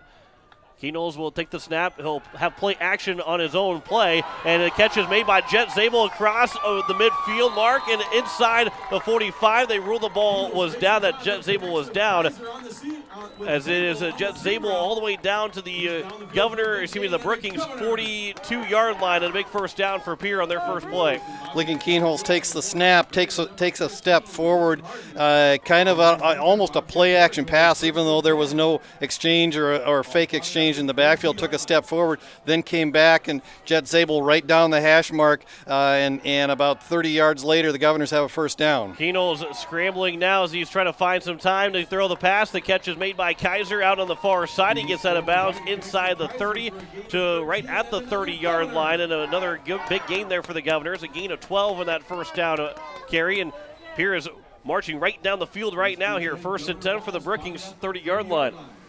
And again, give a lot of credit to the Governor offensive line. Keenholz really has had all kinds of time tonight. He really hasn't even been pressured back in the pocket. That pocket has formed around him and has really held up nice so far for the green and black. 1st and 10 from the Brookings 30. 8:21 to go here in the first half. Governors down by 1, 7-6. Keenholz steps up in the pocket, throws. Matt Hansen makes the catch over the middle. He is down inside the 20-yard line to around the 10. He's going to get to the 11-yard line, a gain of 19, and inside the red zone again are the Governors. And again, just how quickly the Governors can move the ball. Just 3 plays, and they've gone almost the length of the field. They're down inside the Bobcat red zone right now, just knocking on the door just outside the 10-yard line. They can pick up another first down as it's 1st and 10 from the 11 with under 8 minutes to play here in the first half. Pistol formation, Trey Lewis in the backfield, 3 receivers near side. Keenholz takes the snap, throws, looking for the corner of the end zone, jump ball, and it is going to be nearly intercepted, and it is intercepted.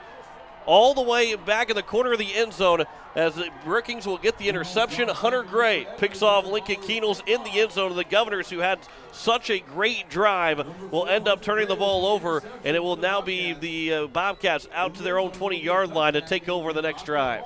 Yeah, the Governors had Jackson Edmond, the 6'6" tight end, out in the corner of the end zone going head-to-head, one-on-one with the 6-foot Hunter Gray. Keenholz threw it up kind of in a jump ball situation and just kind of underthrew Edmond just a little bit, and that allowed Gray to step in front of Edmond and take the ball away, and the Bobcats dodged a bullet right there. So it's 1st and 10 now from the Brookings 20-yard line after the touchback. It was picked off in the end zone, so it goes as a touchback. And the handoff now will be to Tyson Brain. He gets a big hole. He's out to the 35 to the 40, 45, 50. Jaden Wiebe trying to track him down. He does, throws him forward, and the ball does come out at the very end, but they're going to say that he was down before the ball came out. And it will be at the 42-yard line and a first down here for the Brookings Bobcats. Yeah, and there's that motion play where Brandt comes in from the far side of the formation, and then just found a lane just right up the hash mark, and when he did, then it was just a foot race, and Jaden Wiebe was luckily able to get an angle on him and haul him down right at the Governor 42-yard line, but a pickup of 38 on the play for the Bobcats. Yeah, longest play of the day for the Brookings Bobcats. Handoff in the backfield here for Hunter Gray as he's going to be wrapped up quickly. And he was taken down by a couple of Governors as Gavin Stotts along with Deegan Husko were over there. A gain of 1 to the 41-yard line for Gray. Yeah, and Gray got high load on that play. He got Stotts coming in at the ankles and Huska taking him down from behind around the chest area, and so that's a hit that he's going to feel tomorrow for sure. 2nd down and 9 from the 41-yard line. Under 7 minutes to play here in the first half. Gray goes in motion. He'll get the toss in the backfield. On the left side, goes outside the tackle, following some of his blockers. He's inside the 30, the 25, the 20, 15, 10, 5 sprints to the end zone. He's in for a touchdown, and the Brookings Bobcats are an extra point away from going up by 8 here with 6:32 to go in the first half. No flags on the play, and a 41-yard run. Now that is the longest play for the Bobcats here tonight. Yeah, and just the same play, but this time instead of a handoff, it's a pitch, and what happened was Josh Strand came across the formation in contain, kind of got kicked out, and that created a lane for Gray to get to the sidelines, and then it was just a foot race, and Gray has good speed, and he outran the Governor defense all the way to the end zone. Theodosopoulos, extra point is up, and it is going to be good. 14-6. Brookings leads the Governor. 6:32 to go here in the first half. Back in 30 seconds. You're listening to Pierre Governor Football on KCCR and on YouTube at KCCR Sports. The frigid air of winter and the blistering heat of summer can really put a dent in your pocketbook. The gang at Weatherall Roofing and Insulation in Pierre say, just foam it. Saving money on your energy bills is what it's all about with Weatherall Roofing and Insulation. Let Weatherall Roofing and Insulation help you save money with their custom spray foam or blow-in fiberglass insulation. Call 224-7982 for a free estimate. And remember, just foam it. It is 14-6, a three-play 80-yard drive. And a 41-yard touchdown run for the Brookings Bobcats has got them up 14-6 right after an interception of Lincoln Keenels in the end zone. Has gotten the Bobcats now up by 8, and back-to-back possessions were, especially that possession, the Governor defense had no answer for the Bobcat offense. And this is going to be a big drive for the Governors right here. Down 14-6, 6 minutes to go until halftime. Brookings gets the ball coming out of the locker room to start the second half, and so the Governors need to respond right here to come back and make this. Hopefully they can get to within at least one, possibly tie the game if they would score the touchdown and go for 2 and convert. So Theodosopoulos will have the ensuing kickoff here as the Governors down by 8, 14-6. It's been a while since we've called them being down. Watertown's the last time that they trailed, as it will be Trey Lewis to the 20-yard line trying to get, it is Jaden Weeby, that is out to the 21-yard line. And it will be 1st and 10 from the Governor 21-yard line. And Pierre will look to try and answer now. They did not get the answer that they were hoping for, almost got the answer that they were hoping for on that last the first Brookings touchdown, but they did not get the answer, and now they're down by 8 points here as we have their next drive. Just the 5th drive of the half for Pierre. In the last couple of games, when they've scored 52 points in their last 2 games, each in their last 2 games, they had about 5 drives in the first 5 minutes of the game, and now it's the 5th drive with 6.5 left to play in the first half. As there's 2 receivers to the far side. Keenels rolls to his right, still looking down the field, stiff arms the defensive lineman, throws, and is nearly picked off again. As Keenels, I don't think, saw the guy in front, about 10 yards in front of where he was trying to throw the ball to, and it will fall incomplete, as it was Tyson Brand that almost picked him off again. And Keenels is going to be happy about that one that didn't get picked off, as it'll bring up 2nd down and 10 from the 21. Yeah, Keenholz rolled away from the pressure to the far side of the field and had a man open about 10-15 yards downfield, but Brandt right in the throwing lane, and just luckily again for the Governors, they dodged a bullet right there as Brandt had it right in his hands but dropped it and it fell harmlessly to the ground. 2 receivers far side here, pistol formation. Keenholz goes back to pass. He'll throw over the middle, is behind the left arm of Cade Kaiser as he was out in front of the pass, and it's 3rd down and 10. And probably for the first time all season, we're kind of seeing a little bit of frustration from the Pierre offense that we have not seen all year. Yeah, and the Governors just look to be just a little bit out of sync. I mean, that last drive, everything was clicking through those first 3 passes where they moved quickly down the field, but then stalled inside the red zone and then threw the interception in the end zone, and then Brookings goes the other way 80 yards on that drive. 3rd and 10 from the 21. Keenels steps up. He'll roll to his left. The flag comes in all the way back behind Keenels, and that's going to be enough for a first down for Keenels as he got to the 31-yard line, but it's going to be coming all the way back. It's going to be a hold on the Governors, and it will bring 3rd down and very long. It's going to be half the distance from the spot of the foul, as we'll get the official call here. Goldie, number 71 on the offense. Half the distance from the spot of the foul. 3rd down. So as Matthew Coverdale gets called for the hold, and it is 3rd down and very, very long here for the Pierre Governors, as they'll be inside their own 10-yard line. That hold took place at around the 11. So what would have been from that spot of the foul would have been 3rd down and 20. Instead, it's going to be 3rd down and nearly 25. And it's going to be the 6-yard line. So 3rd down and very long. They have to get to the 31 to the Governors to pick up a 1st down. But it is 3rd down, though. They had a chance to replay the down. 6 minutes to go here in the first half. 3rd down and long here for Pierre, and I would assume that they'll probably try and throw something short and maybe let these receivers or maybe let Trey Lewis try and pick up a lot of yards here. We'll see if Brookings will bring the house. Keno's will go back to pass. He'll throw near the far side. The catch is made, and getting out of bounds will be Matt Hansen. Nope, they're going to say he juggled it. It's going to be incomplete, and it's going to be 4th down from the 6-yard line. So what would have had to be a catch? The referee said it was juggled, and now Pierre will have to punt from inside their own end zone on a 4th down and very long. Yeah, and again, just things just aren't quite clicking like we've expected them to be and gotten used to over the last couple of weeks as this Governor offense was in high production mode, topping 50 points each of the last 3 weeks. So far, being held to just 6 points through the first quarter and a half. Keno's standing in the back of his own end zone. He'll take the snap. He'll get it away before it was blocked. He'll get out to around the 42-yard line, and it's caught by Hunter Gray, and Gray will get down to the 35. So a good, quick tackle by Jet Zabel. It's going to be Jack Merkwan, and it's going to be to the 35-yard line, but Brookings is in really good field position here for their next drive.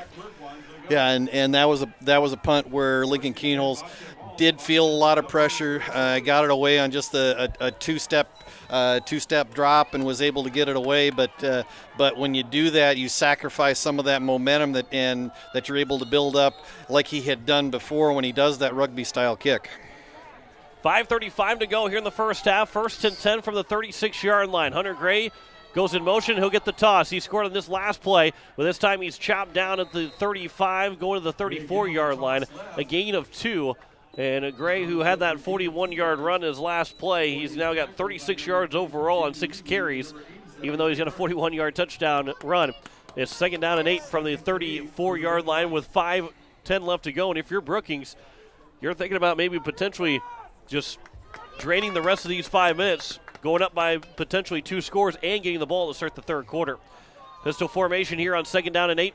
Man goes in motion. That's Tyson Brain. He'll get the handoff. He'll go up the middle, and he's going to have enough for a 1st down as he gets to the 25-yard line, inside the 25 to the 24. A gain of 10, and it's 1st and 10 here for Brookings with 4:55 to go in the first half. And these Bobcat running backs are not very big. Cauldron, 5'9", 170 pounds. Brandt, 6 foot, 185. Gray, 6 foot, 160. But they run hard. They don't go down on first contact, especially Cauldron and Gray and Brandt. I mean, they churn for every yard that they can get out of every play.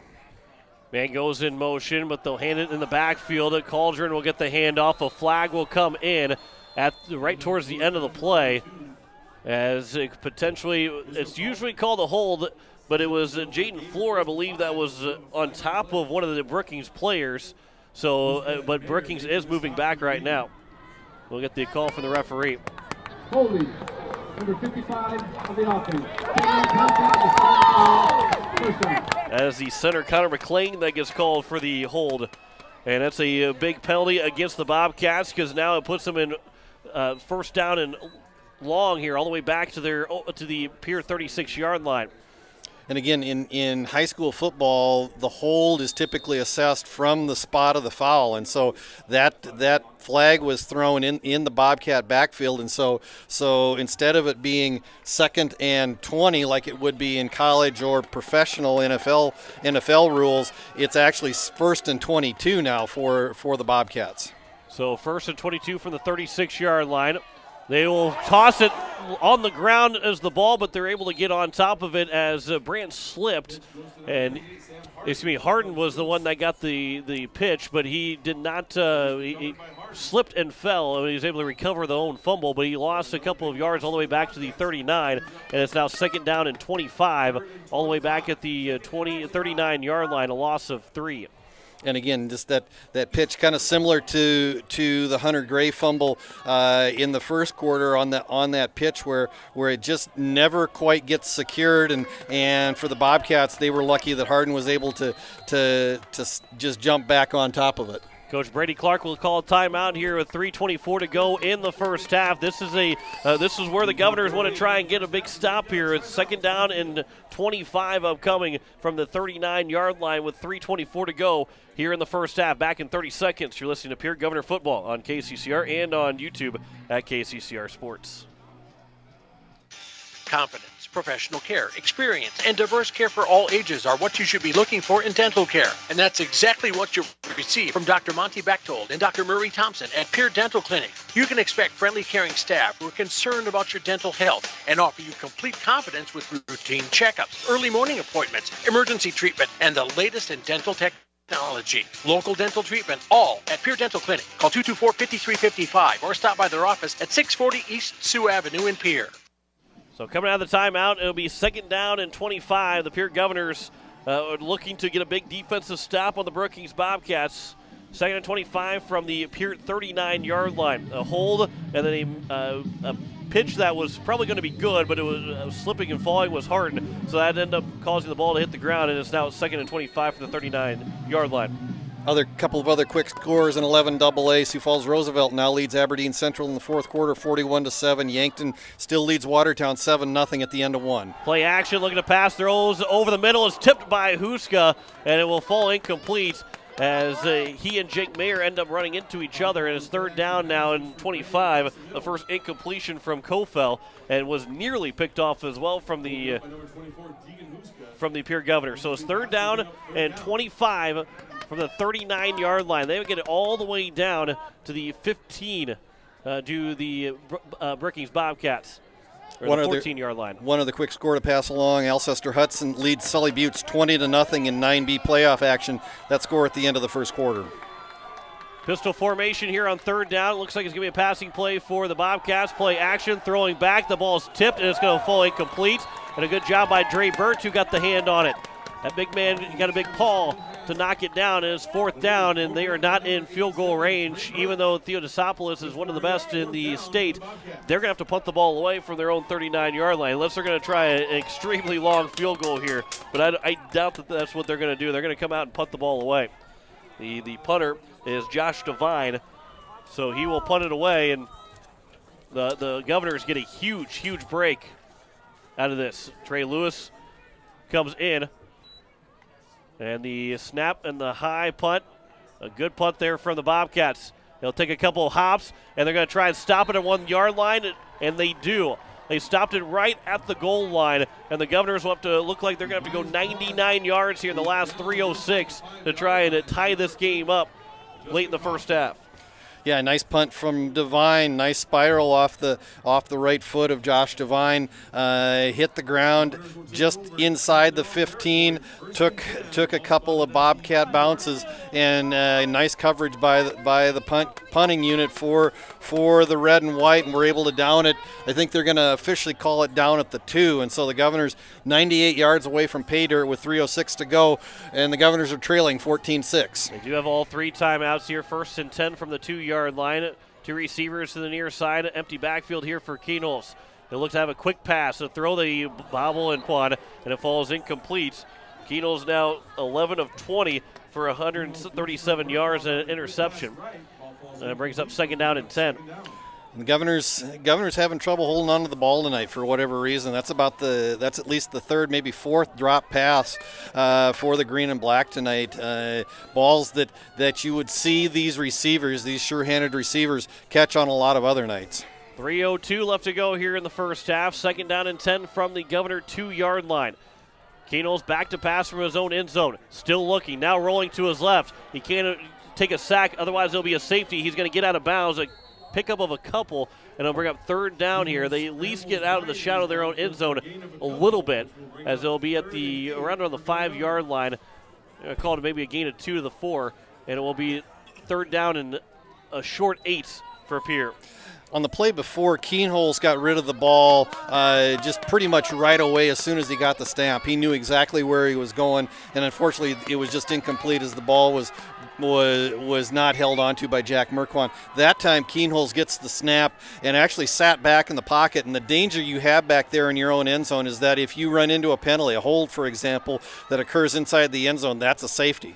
Third down and a short 8 here. Keenholz from his end zone looking to pass, throws over the middle. The catch is made by Hansen, and he's got enough for a first down. And the Governors are able to get out of the shadow of their end zone and get outside the 15-yard line. He's out to the 17, a gain of about 12 for Matt Hansen on that third down play. And that's a big conversion there for the Governors on third down. Yeah, the Governors get a little bit of room to breathe as they get out to the 17-yard line and now have a little room to operate here with the clock running and 2:37 to go before halftime. They still have all 3 of their timeouts. First and 10 from the 17. Keenholz empty backfield, looking to pass again. He'll roll to his right now, still rolling, looking to throw. Now he'll take off with it. He gets out of bounds, saves the timeout. He gets past the 20-yard line on the far side, and it'll be a gain of about 4 or 5 for Keenholz, and it's second down and medium here for the Governors. Yeah, and that's just, again, we've talked a little bit about the maturation process of Lincoln Keenholz, and again, you see it right there. Didn't see anything, went through his progressions, pulled the ball down, saw he had an opportunity to get some positive yardage, got out of bounds, didn't try to fight for that last yard, got out of bounds, stopped the clock, and saved any wear and tear on his body. Quick throw to the far side. The catch is going to be made on that far sideline, and a gain that will be first down. Will stop the clock momentarily with 2:17 left to go, as it was Merquan that made the catch. And it'll be first and 10 to around the 32-yard line, a gain of 10 for Merquan. Second catch of the night for Jack Merquan, and unfortunately his average has taken a little bit of a hit so far tonight as it's just his second catch, but only 4 yards receiving on the night. He has been averaging 31 yards a catch coming into the game. Keenholz trying to buy some time, rolling to his left, throws on the run. The catch is made by Zabel here on the near sideline. He's going to be staying inbounds as he's not going to get any gain there on that first down play. The clock continues to roll with 1:49 left to go, but they are going to, they have 1:44. No gain for Zabel on that catch. And it's second and 10, again with now 1:30 left to play here in the first half. And Pierre has got to try and still go about 68 yards down the field to try and score. 1:25 and counting. Shotgun formation, 3 receivers out right side here for the Governors. Empty backfield for Keenholz, down to 1:15. Keenholz will get the snap. He'll look to his left. He'll throw over the middle. The catch is made by Jackson Edmond, his first catch of the season. And Edmond's going to go down at the 45-yard line. A gain of 13 for Edmond. And after his first catch of the year, let's see if maybe he gets involved in the offense a little bit more. But the Governors still not using those timeouts right now. 1:05 left to go in counting. Still 3 timeouts here for the Governors. You're listening to KCCR Pierre, a Riverfront broadcasting station. And now we will have a timeout taken by Coach Steele, and one of the few times that I think we've really visibly seen Steele upset about something other than maybe a call. We don't usually see Steele be too upset about a whole lot, but he kind of threw his arm down when he had to take the timeout, because also it's down to 1 minute left to go, and you wasted about 6 seconds taking that timeout after the clock restarted. Yeah, and I think what the frustration was that Trey Lewis was lined up originally in the backfield. Keenholz made a motion and said, no, you got to be over in the slot on the far side, and so Lewis goes over into the slot, but by the time that he got there, Coach Steele said, no, we're just going to take this timeout and get reset and have an opportunity to see if we can put something together here in the last minute of the first half. Governors at their own 45-yard line, but beginning to move the ball on this drive, a drive that started at their own 2-yard line. 6 different guys have caught passes now for the Pierre Governors. Keenholz 15 of 24 for 172 yards, a touchdown and an interception so far on the game. And with 2 timeouts left to go, 60 seconds left on the clock. See if the Governors can go and tie this up, because Brookings will receive the second half kick, which could be a big in this game, with the Governors right now down by 8. 3 receivers far side. 4 receivers on the far side for Keenholz. Looks over the middle. Throw the catch is going to be made here. Jaden Wiebe makes his first grab of the night. And Wiebe's going to get out of bounds past the 50-yard line, now to the Brookings 47-yard line, as it'll be a gain of 8, and it'll bring up second down and 2. And the Bobcats are playing really deep in the secondary, and Peyton Theodosopoulos is lined up man-on-man on the near side, and he's given a cushion of about 12 to 13 yards off the split receiver here on the near side. The 2nd and 2 from the 47 as Keno's look over the middle again, throws, and Hansen is hit as he was trying to make the catch, and it falls incomplete, and Hansen is down right now.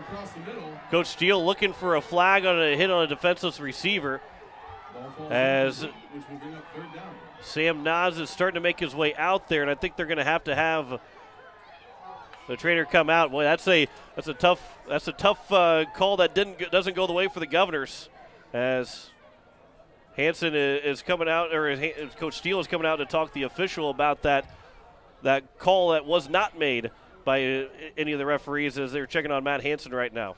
Yeah, and Steve Steele is obviously upset, but he's coming to the defense of his players, and that's exactly what you like to see from any coach. I mean, he's there trying to protect his players, and fortunately for the Governors, Matt Hansen up walking off under his own power, and I would expect that we will see him maybe not in this drive, but certainly in the second half if all goes well. I think he'll have to pass a couple of tests before he can come back out to play. As it'll be third down and 2 now after the incompletion. Keno's will have an empty backfield here, but Coach Steele's still talking to the official here on the near sideline right next to the Governor bench and sideline area. And he clearly did not like the final answer from the referee. But 4 receivers on the far side here, 3rd and 2 from the 47-yard line. Keno's looking to pass. Instead, he'll take off with it. Design run for Keno's inside the 40 as he'll get down to around the 37-yard line. A big gain there. It's a gain of 10 for Lincoln Keno's, and they're going to try and go quickly here. Still 2 timeouts left to go with 42 seconds left. The Governors are not using one of their last 2 timeouts. 4 receivers again on the far side. Empty backfield again for Keno's. 33 seconds left to go. Looking to pass, near side, catch is made by Jack Merquan. He stays inbounds. He's going to be taken down around the 29-yard line, which is going to be short of the first down marker, but Coach Steele will take his second timeout. A gain of 8 for Merquan on his 3rd catch of the night. Yeah, and maybe on that play you would hope that Jack Merquan would have tried to fight his way out of bounds to try to save that timeout, stop that clock, but a pickup of 8. The Governors are now down inside the Bobcat 30-yard line. If they can get about another 10 yards or so, I think they're well within Cole Peterson field goal range. So even if this drive were to be stymied here in this last 27 seconds, if they can get one more first down out of this drive, you potentially put yourself in a position to possibly get something positive, maybe put a field goal on the board before halftime, if not, hopefully get a touchdown. It'll be 2nd and 2 from the 29-yard line. 27 seconds left to go here in the first half. Governors down at 14-6. Down by 8 here late in this first half. Again, Brookings will get the ball to start the second half. Pierre won the toss, elected to receive. Right now the Governors trail by 8. 2nd and 2 for the 29-yard line. Shotgun formation, 4 receivers on the far side. Keno's with empty backfield. He'll take the snap. He'll look to pass over the middle, off the hands of Wiebe, and it falls incomplete. And it now brings up 3rd down and 2. Keno's now 17 of 28 for 188 yards in the first half. We still got another half of football left to go. He might have himself over 40 passing attempts by the end of the night. But it's 3rd and 2 from the 29-yard line. Governors are going to look to try and at least pick up a couple more yards here before they give Cole Peterson a chance for a field goal. Brookings only rushed 3 that time, dropped 8 into coverage as the Governors put 5 into the pattern. Empty backfield here. Again, 4 receivers, far side. Keno's design run. He'll try and spin off of the tackler, and he's going to have enough for a first down. I think he is. He's going to be short, or close, I should say. And he had to get to the 27. Looks like he got to maybe the 26 and a half. And where are they going to put the ball down, and if they're going to call for a measurement, and it's going to be enough for a first down. So Keno's gained those 2 yards for a first down. 16 seconds left to go. Governors still have one timeout left. The clock will start on the referee's signal. Yeah, it was interesting because Keenholz went right up the middle on the designed run, actually got tackled right at the hash mark, and then the officials, after the play was blown dead, actually brought the ball over to the foot of the linesman, who was about 10 yards nearer to the sidelines before they marked it. And that's where they actually spotted it, and then decided that it was actually a first down. Coach Clark looked like he was calling for a timeout, but the referee did not signal that he had called a timeout. And with 14 seconds left to go, both teams are starting to make their way over, and I think it might be a timeout called here by Brookings. Reset the clock to 16 seconds. Please reset the clock to 16 seconds. So a timeout, I believe, was taken by Brookings, although there was no signal that they were, and they're trying to get the players back out in the field. They didn't call a timeout. Nobody called a timeout. So the clock's back to 16 seconds. They're going to wait and now they're waiting again before they have everybody lined up. And now they will restart the clock down to 15 seconds. Shotgun formation here. Keenholz, the clock is running here. 10 seconds left to go in the first half. Keenholz takes the snap. He'll look to pass. Rolling to his right, down to 6 seconds. He's got to throw this one away if they want to have one more chance. He'll throw the sideline, and on the sideline, do these stay in bounds? They get the clock stopped, and the catch is made by Kaiser over on the far side, and they do get the clock to stop, and I think Coach Steele will take the final timeout with 1 second to go inside the 20-yard line. Yeah, and Keenholz got flushed out of the pocket. I think maybe he thought the clock was not going to start because I think he probably thought that was an actual timeout, and so the clock would not start coming out of a timeout, but it was actually an official's timeout just to remark the ball. And so as soon as the ball was spotted, the clock actually started to wind, and the ball was actually snapped. And then Keenholz didn't find an open receiver right away. Actually ended up rolling to the far side of the field. Was actually fortunate enough to find Cade Kaiser over on the sidelines beyond the sticks. Kaiser makes the catch, gets out of bounds, converts the first down. The clock stops, and the Governors have one shot. And it looks like they're going to try to take a shot at the end zone here with 1 second left at the Bobcat 15-yard line. That's a big play, and the clock reset to 16 seconds because it was at 14, and that gave the Governors just enough time to get this play off with only 1 second left to go. We'll see if Coach Clark will take one of his timeouts here before the snap by the Governors. Looking to score here on the final play of the first half. Keenholz will look to pass for the 15-yard line. He's going to roll to his right, try and buy some time. Stiff arms a man, throws for the end zone. It is going to be intercepted in the end zone and not returned. And that was the only thing they could do was try and return it for a touchdown. But it is going to be an interception the second time Keenholz is picked off in the ball game, and that will end the first half with the Governors down 14-6 to the Brookings Bobcats. Low-scoring first half in favor of Brookings. 14-6 is our score here at the break. Back in 3 minutes with halftime stats and scores from across the state. You're listening to Pierre Governor Football on KCCR and on YouTube at KCCR Sports. Gateway Ford Lincoln Toyota in Pierre still wants your trade or your spare vehicle, and we're willing to give you top dollar. And we'll throw in an additional $250 Pierre Pride dollars. Sell us your car, and Gateway Ford Lincoln Toyota will give you an additional $250 Pierre Pride dollars. Trade in your vehicle for a new or different one, and Gateway Ford Lincoln Toyota will give you $250 Pierre Pride dollars. Gateway Ford Lincoln Toyota at 518 East Sioux Avenue in Pierre. Call 605-224-7378 and visit gatewayfordtoyota.com.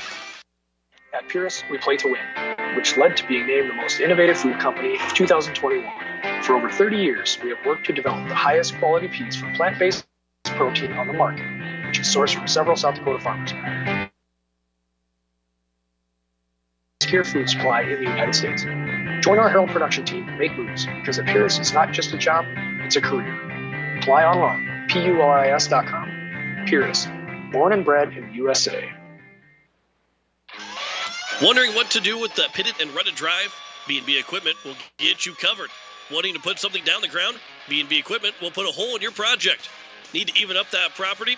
B&B Equipment can fill that need. B&B Equipment can deliver all your gravel and material needs. B&B Equipment is here for all your excavation needs. Contact B&B Equipment, 224-6727. A contractor here for you.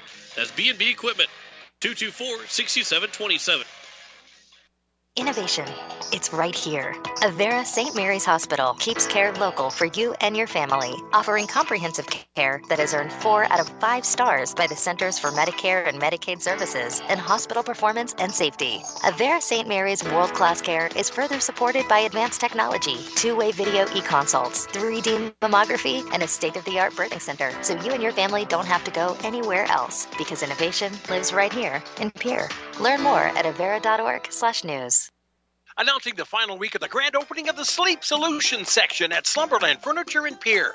Slumberland has reinvented mattress shopping with all the items in one spot, from mattresses, frames, mattress toppers, sheets, padding, pillows, and more. Plus, you'll love the variety of the brands like Sealy, Stearns & Foster, Tempur-Pedic, and Slumberland's own Slumbercrest. The final week of the grand opening of the Sleep Solutions section at Slumberland Furniture on the Truck Bypass in Pierre. Most of us already know that Gales Gas of Pierre is the place to call for propane. They offer an automatic fill plan so you never have to worry about running out of propane. They accept debit and credit payments or a budget payment plan to spread out the cost throughout the year so you never have surprises when you get your bill. For delivery, convenience, and great customer service, call Gales Gas at 224-5518. That's Gales Gas at 224-5518. As we welcome you back, here it is halftime as the Pierre Governors. They trail 14-6 here at the break. John Winkler alongside Greg Dean as the Bobcats scored on back-to-back possessions, and the Governors led 6-0. The extra point was missed. It ended up being like a 35 extra point after the penalty, and then it was the Bobcats had answered with an 11-play drive and a 4-yard touchdown run. And then the Governors were intercepted in the end zone. Tyson Brandt picked it off, and then 3-play, 80-yard drive with a 41-yard touchdown run from Hunter Gray gave the Bobcats the 14-6 lead, and they were able to stop the Governors in the final drive of the first half to hold this 8-point lead, and now to get the ball to start the second half. That's a huge opportunity for the Bobcats to go up by 2 scores. While this Governor offense can easily come back from a two-score deficit, the Brookings offense can hold the ball where you don't have the opportunity to come back from a 2-score deficit. And right now it's kind of a night of missed opportunities for the Governors. They've been down in the Brookings red zone twice so far tonight, and unfortunately have thrown interceptions both time in the end zone. The last one happened with zeros on the clock, as that turned into more of a, not necessarily a Hail Mary, but you didn't have a lot to lose at that point, and so he was just trying to find Keenholz was just trying to find an open receiver to try to score that touchdown right before the half. But for the Governors right now, the offense just not quite in sync. I mean, they've gone and pretty much have been just one-dimensional so far. The running game just has not occurred. They've tried to go to Trey Lewis a couple of times here in the first half. Brookings has shut that down. A couple of designed runs to Lincoln Keenholz, but they have made a living so far getting up and down the field when the offense has been in sync through the air, and that's been kind of their MO throughout the year. On the flip side, Brookings has done a nice job just staying on the ground, and when they have gone to the air, Justin Kofel has shown that he can be a very accurate passer. 61% completion percentage coming into this game, and he's done nothing to move that percentage down, at least so far here in this first half. And so not a big surprise in terms of what we've seen out of Brookings, but so far, if there has been a surprise, it's been the fact that the Governors have not converted when they've gotten into the red zone so far in this first half. And the Governors fumbled the ball on their first possession, and then it was a punt from Brookings, followed by a punt from the Governors that kept it a scoreless tie, and then a fumble from Brookings before the Governors were able to score a 7-play drive, a 53-yard drive, a 7-yard catch from Kate Kaiser that gave the Governors a 6-0 lead. And then we talked about the rest of that first half. You mentioned the strengths of what the Governors and Bobcats do. Well, that's showing in the terms of their stats. For the Brookings Bobcats, they have just 14 yards passing on 2 of 4 from Justin Kofel. He was complete on his first 2 passes, 3 yards for Hoffman, 11 yards for Brandt, and 154 yards rushing for the Bobcats. 72 yards for Tyson Brandt on 8 carries. He has a touchdown run. Hunter Gray has 6 carries, 36 yards, and a 41-yard touchdown run. He's had a couple of negative plays. That's why his total is at 36, even though he's got a 41-yard touchdown run. Cauldron's got 5 carries for 23 yards, and Hardin's got 2 carries for 4 yards. Kofels carried the ball once for a 9-yard pickup. That's 154 yards of offense on the ground for the Bobcats, 168 yards of total offense for the Bobcats. For the Pierre Governors, they are passing the ball well, 18 of 30 in the first half for Lincoln Kienholz, as he has the splits for the Governors passing and running wise have been much different. 200 yards passing, a touchdown and 2 interceptions so far. 18 yards of rushing on a total of 7 attempts in total. 18 yards on 7 attempts. 17 yards for Kienholz on 5 attempts. Trey Lewis has a yard for 2 attempts. 7 different guys have caught passes for the Governors, as the leading receiver is Jet Zabel in terms of catches for 42 yards. Matt Hansen has 3 catches for 68 yards. Merquan's got 3 grabs for 12 yards. Kate Kaiser's got the touchdown grab of 7 yards, but he's got 3 catches for 31 yards. Trey Lewis has 28 yards on 3 catches. Jackson Edmond with a catch for 13 yards, and Jaden Wiebe a grab for 8 yards. Those 200 yards passing for Lincoln Kienholz in the first half. That is unofficial. 218 yards of offense for the Governors, 168 yards of total offense for the Bobcats. The difference is 2 interceptions from Kienholz, a fumble recovery to just 1 turnover so far from the Bobcats. And the difference, granted, again, that last turnover doesn't really hurt you because it's at the end of the half, but 2 turnovers in total to 1 to Brookings, and you're down by 1 score. And the interesting fact is that Lincoln Kienholz has thrown 2 interceptions in the first half tonight. That doubles his interception total for the year coming into this game. And so what Brookings is able to do is a lot of times they're rushing their 3 down linemen, maybe bringing a linebacker, but for the most part they're dropping 7 and 8 defenders into coverage. And even if the Governors are putting 4 and 5 into the pattern, the Bobcats are doing a nice job in terms of shutting down at least the long play. They're giving up some of the stuff underneath and in the middle, but the Bobcats are actually doing a pretty good job in terms of shutting down that Governor passing game and not letting the Governors break open that big play like they like to do. And so give the Bobcats credit. They actually have gotten some pressure on Lincoln Kienholz. There's been a couple of times, even with just the Bobcats rushing 3, they've been able to get some pressure and flush him out of the pocket. And that's a little bit of a double-edged sword, because if you flush him out of the pocket, you allow him to make some plays with his feet. And so far the Bobcats have been able to contain him and not let him break loose that big run. The Governors right now down 14-6 here. The Brookings Bobcats. ESD title is on the line, as well as the number 2 seed and home field advantage throughout the playoffs. If the Governors don't win this game, they will fall to the 3 seed. Brookings will be the 2 seed, and the most likely scenario is that Brookings would host Pierre in that state semifinal. If Pierre comes away with the win here tonight, they're at least the 2 seed. T area playing tonight against West Central. And right now they lead 7-6 with 1 minute left in the first quarter. So there's still, if West Central wins and Pierre comes back and wins, they could be the number 1 seed. However, the most likely case is that this is a 2-3 matchup and just trying to determine who the seeds are. But the ESD title on the line for both these schools. And right now Brookings has got to feel pretty good after a first half here at Hollister Field to have the lead and the ball to start the second half. Yeah, and so when we talk about playoff seeding, right now 11 AA has kind of separated itself out into about 3 different tiers. You've got the top 3 teams in 11 AA right now in T number 1, Pierre number 2, Brookings number 3. Then that middle tier, 4, 5, and 6, Yankton at 4, Watertown at 5, Aberdeen at 6. There's kind of a jumble going on there, especially tonight with number 4 Yankton playing number 5 Watertown. Right now, Yankton leads Watertown in Watertown 14-0 at the end of the first half. And then you've got that lower tier, Mitchell at 7, Huron at 8, Sturgis at 9, Spearfish at 10. Huron and Mitchell are playing right now, and the winner of that game will likely be in the playoffs. The loser of that Huron-Mitchell game potentially is out, depending upon how Sturgis and Spearfish do. Sturgis currently leads Douglas 17-0 early in the first quarter, and Spearfish and Belle-Fourche have not started yet. That's a 7 o'clock Mountain Time start out in Belle-Fourche, and so right now, we know the Governors will be at home next Thursday in the first round of the playoffs. Opponent to be determined, but we talked about earlier today, as you and I talked about a number of different things, John, but probably I think the team of that lower tier that the Governors probably would least like to see would probably be Mitchell. Mitchell has played the strongest schedule so far to date. I mean, the win percentage of the Colonel's opponents so far to date has been over 60%. I mean, they've far and away played the toughest schedule in all of 11 AA. And so if the Governors would end up having to be matched up against the Colonels next week, that could be a real challenge for them.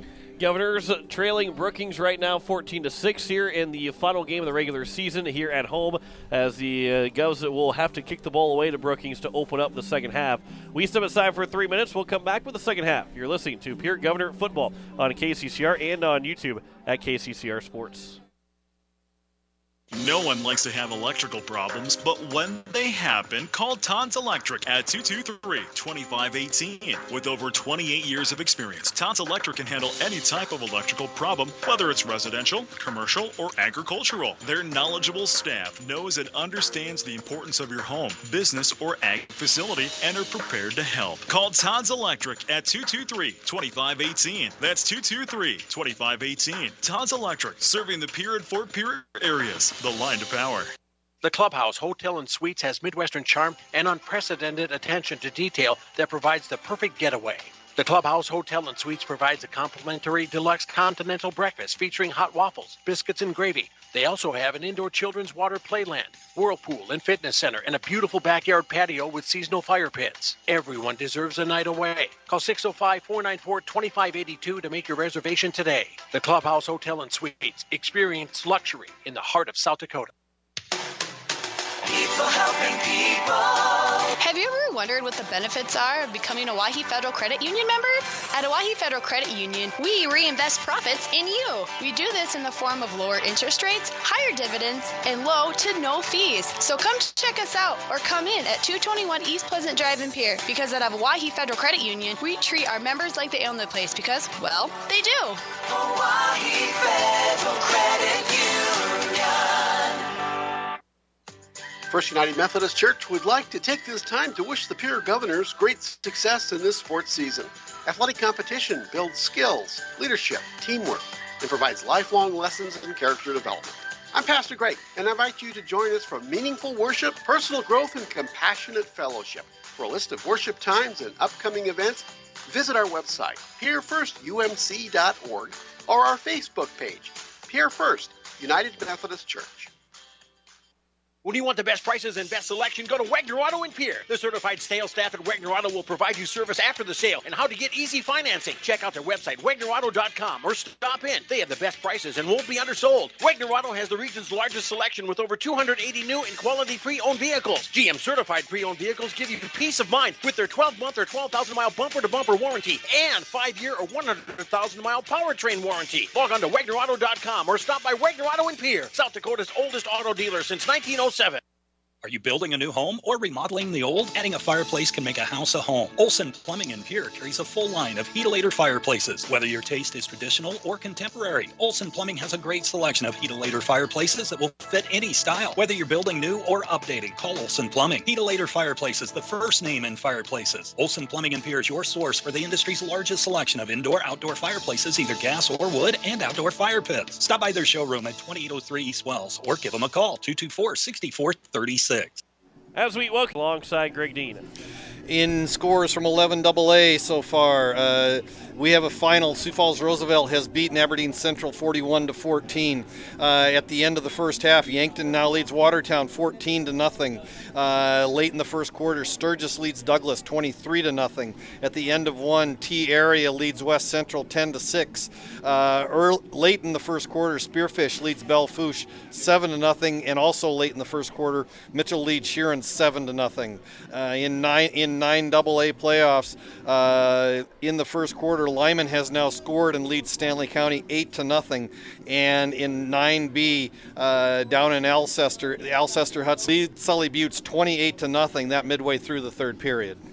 And we are just about to start our third quarter here. The Governors will kick the ball deep to the Brookings Bobcats. I guess they can go for an onside kick, but we'll be kicking off to Brookings one way or the other here to start this third quarter.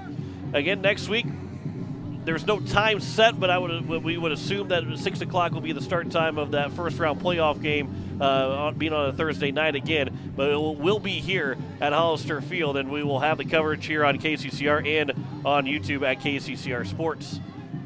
Cole Peterson will take it back deep to kick this one away for the Governors. 14-6 to start the third quarter. Back deep is Hunter Gray along with Derek Brawlier. And Peterson will kick this one away as we are underway here in the third quarter. Takes a couple of hops and will be taken here right up the middle for the Bobcats, and then hit immediately by Austin Foley at the 32-yard line, but Foley is a little slow to get up. As for the Bobcats, it was Brawlier that had the return out to the right around the 33-yard line. And these Bobcat backs have good speed. I mean, and that's something that they have used to their benefit. And we saw that with Tyson Brandt in the game as he's broken off a run of close to 40 yards, and then the 41-yard touchdown run from Hunter Gray early in the second quarter. Tyson Brandt got the handoff as he went in motion on that first down play, but he is met by the wall and the offensive line that was not able to push the defensive line back, and it'll be a second down and 10, no gain, maybe a gain of 1. They'll give him a gain of 1 to Tyson Brandt.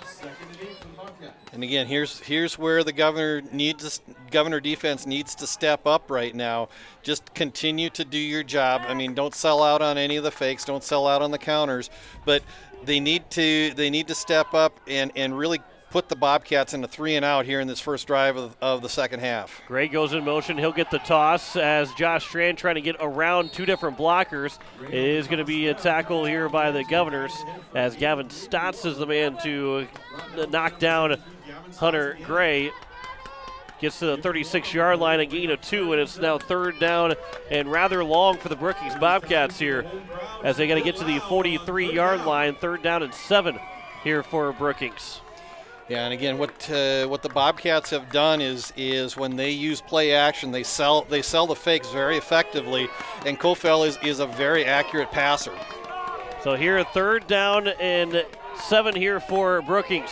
Kofel looked to pass. He'll throw and try to break it up, and Deegan Huska, but it will fall incomplete. Deegan Huska was in coverage. He's able to disrupt the pass enough to bring up fourth down, and that should be a 3-and-out here from the Brookings Bobcats, and the Governor defense is able to get that big stop to open up the second half. That's a huge stop for Pierre.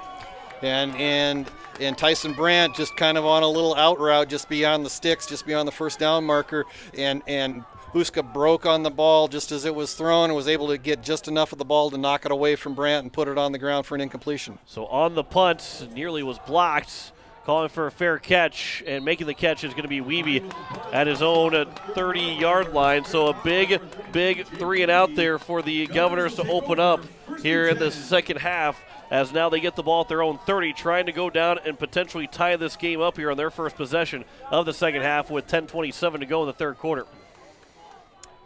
And we'll see what kind of adjustments the Governor coaching staff has made in the locker room at halftime. We've talked about how throughout the years under Steve Steele that this coaching staff is as good at making halftime adjustments as any coaching staff in the state. And so we'll see what kind of things they've devised here in the second half. Trey Lewis went in motion. Keno's rolling to his right. He'll throw. Lewis makes the catch over a couple of different receivers.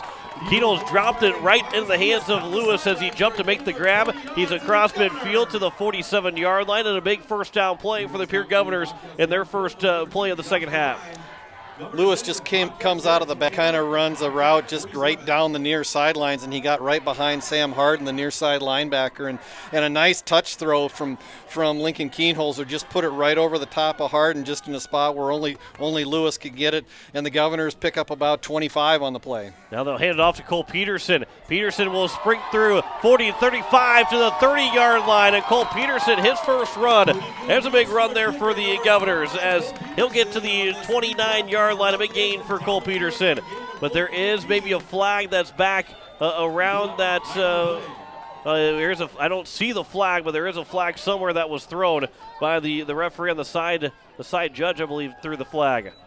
So we'll hear the call, and it's going to be against the Governors. Holding. Number 72, the offense. 10-yard penalty for the start of the foul. So that hold is going against Cal Albertson, and it will back the Governors up back in their own territory to the 40-yard line. Yeah, that's an unfortunate incident for the Governors because that was really the best run of the night for the green and black, and they put the ball in the hands of the speedy Cole Peterson, and he was able to make a cut and then just come right through the middle of the Bobcat defense and made a nice positive play out of it. But unfortunately, what had started out as a first down run for the Governors now turns into first and long after the penalty. Two receivers here on the near side. 9:30 to go and counting here in the third quarter.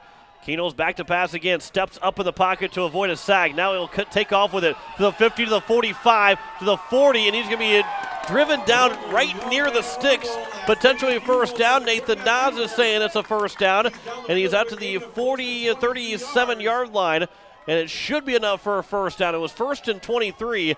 And I think they're going to 23 yards, and whether it's going to be second and inches or first and 10 by the nose of the football, we'll see where it is. But that's the longest run now for the Governors here tonight. Yeah, and really one of the first times that the pocket actually collapsed around Lincoln Keenholz, and he had the presence of mind to just step up through the middle of it. And then there was a big hole in the middle of the Bobcat defense as again, they dropped about 7 into coverage, and then Keenholz just ran right up the gut and was able to get through over midfield, and then he actually ran over a couple of Bobcat defenders before he was finally brought down at the Bobcat 37. It is enough for a first down.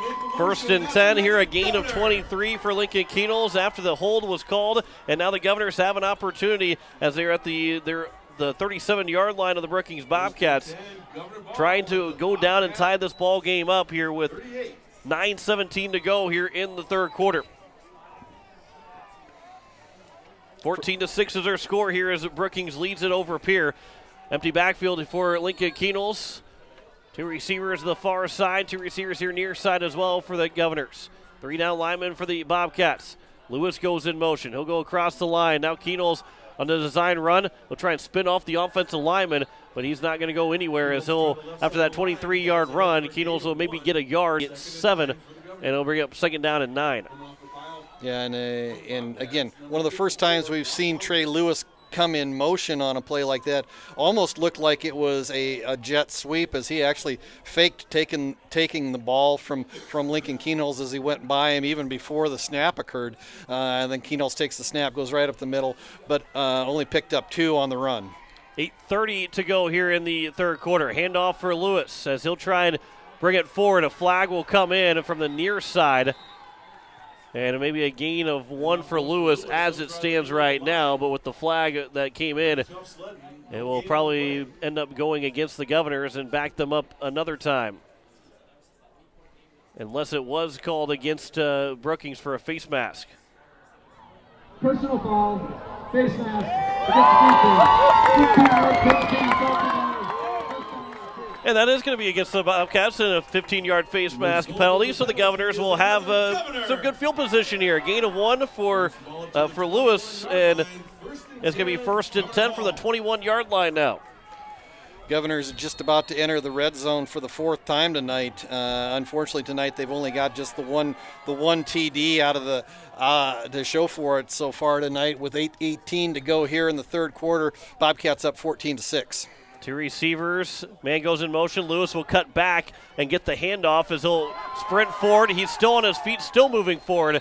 And then a flag will come in at the very end. And now another flag will come in. And things got real chippy real quick. And that's going to be it's going to be a couple of flags, one on each side for both the Governors and the Bobcats. And then another flag will come in at the very end. Well, there's a lot of laundry on the field right now. Yeah, they're going to have to, you're going to have to set the load to extra large to take care of all the hankies that are on the ground right now. I think every official threw a flag on that play. I don't think I've ever seen five penalties, penalty flags thrown on the same play, and the officials are sending all the players to their respective sidelines so they can sort this out because there's going to be multiple fouls on this play. Hats off to you for that. That was a pretty good extra analogy. large on the laundry. Yeah, that was pretty good. That tip of the cap to you for that one. That was a good one. But the officials now have they do have a tough task here because the first foul was probably going to be against the Governors, but then and I did not see the numbers, but the man for Brookings got up and shoved down the Governor player that was already on the ground. So that caused more flags to come out. And then as everything was starting to de-escalate, another referee threw a flag out. So something that was said that probably should not ever be repeated on the radio, he's got another flag that was thrown. So we'll see now if it's going to be how all the penalties will shake out. Probably will end up just being they'll probably end up replaying the down overall. Yeah. What was probably said would get Riverfront Broadcasting a fairly significant fine if we were able to repeat it, which we won't. Yes, we will definitely not repeat that. Repeat anything that might have been said.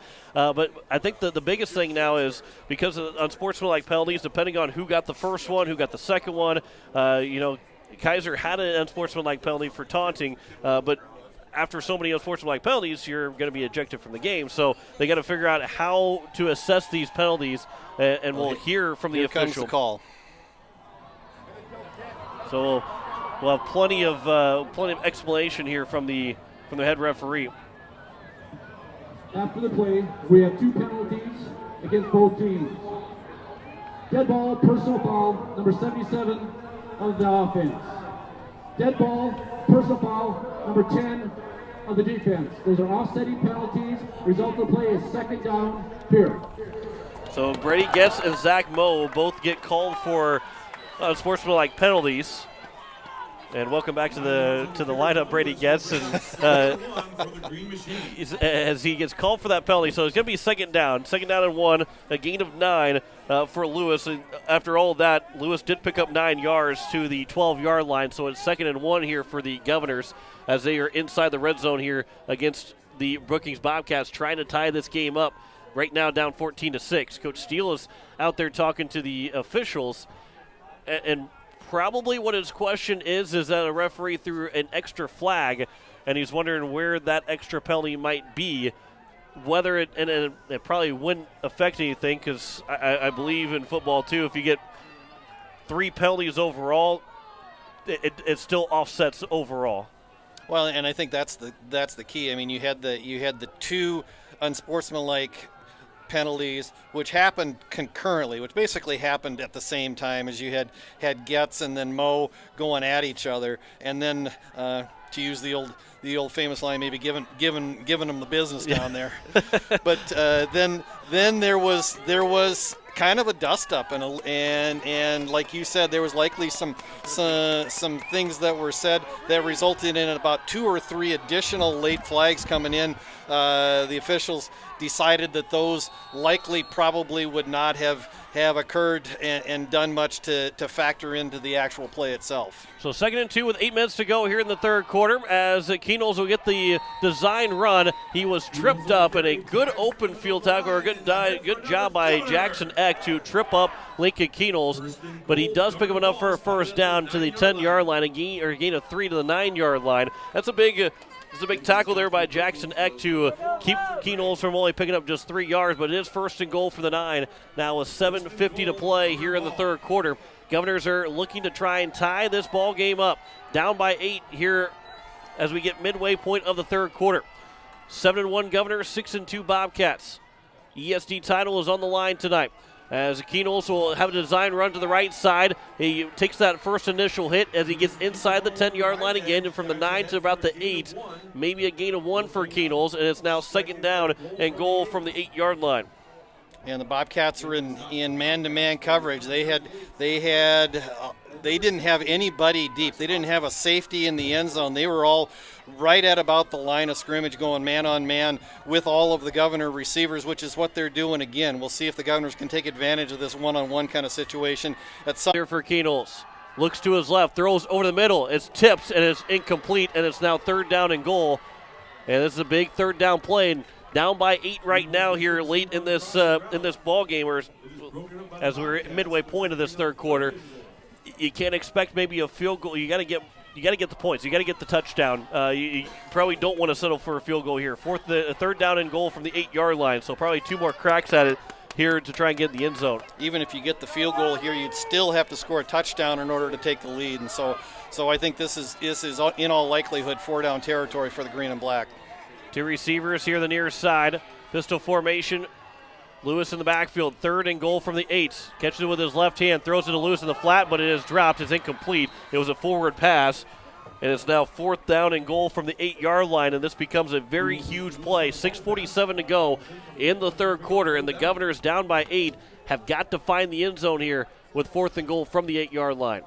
And give the Bobcat defense credit. They have stepped up when the Governors have gotten into the red zone. So far, like we've said, 4th time the Governors have gotten inside the Bobcat 20 tonight, just 1 touchdown to show for it. So here is 4th and goal from the 8-yard line. Lincoln Keenels, empty backfield. 2 receivers to the near side.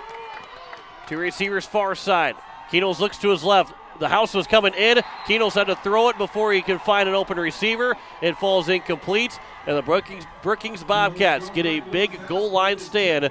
And the Governors, who had the ball, this is their first drive of the second half, come up short. And we'll have to now get another defensive stop against the Bobcats.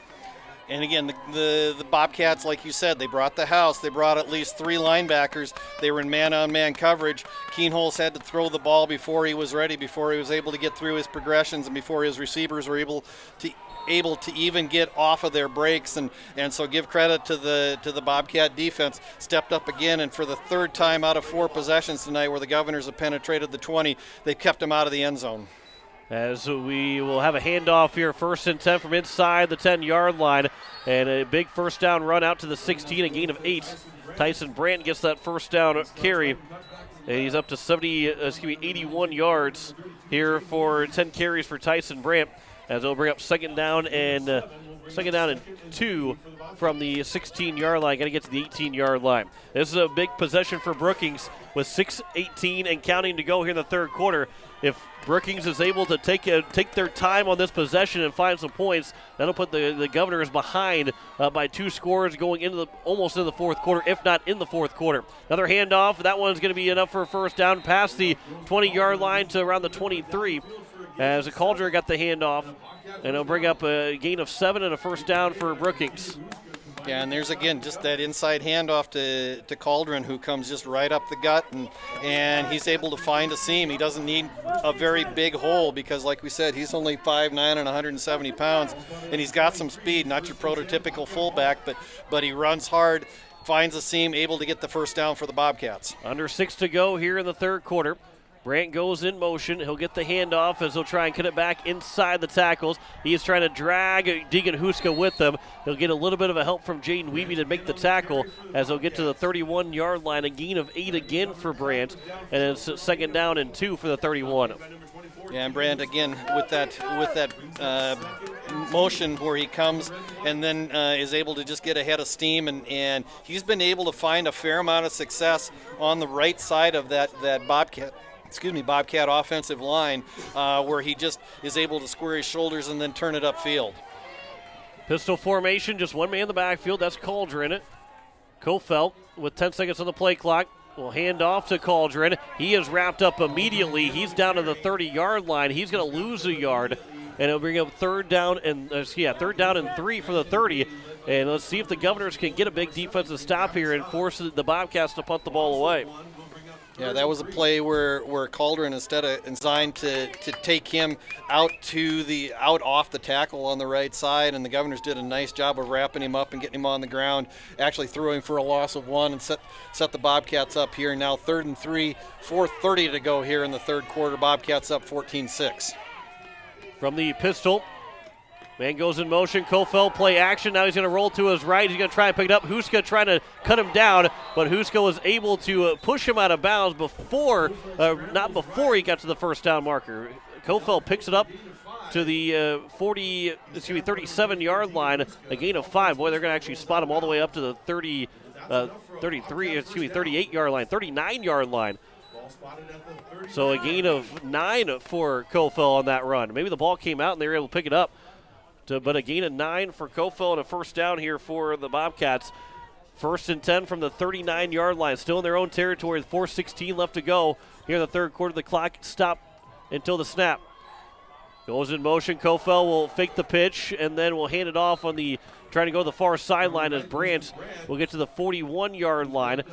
A gain of about 2. And Brandt's now closing in on 100 yards rushing, 91 yards so far on the night with 4 minutes to go and counting here in the third quarter. And Kofel came up after that carry on the previous play. Actually came up, looked like he was maybe limping just a little bit, and so we'll see if that's something that maybe affects him going forward. 3:40 to go here in the third quarter. 2nd and 8 from the 41-yard line. A handoff left side going inside the tackle. And another good gain there for the Bobcats, as this one was from number 38, Sam Harden. And he'll get to the 46-yard line and brings up 3rd down and 3, a gain of 5 for Harden on that run. He's got 9 yards on 3 carries. And this is another big 3rd down here for the Governors to try and get a stop. And one of the things that's really tough about this Bobcat offense to defend is the fact that with this motion, these running backs are able to get ahead of steam and square their shoulders as they take the handoff, and so it's tough to get them on the ground as they're tough to get them on the ground in the backfield. Tyson Brandt is taken down in the backfield. He does not get a gain on the 3rd down, and it's now 4th down and 3 from the 46-yard line with 2:45 left to go. No gain for Brandt, and it's now 4th down and 3, and right now that offense is staying on the field here for the Bobcats.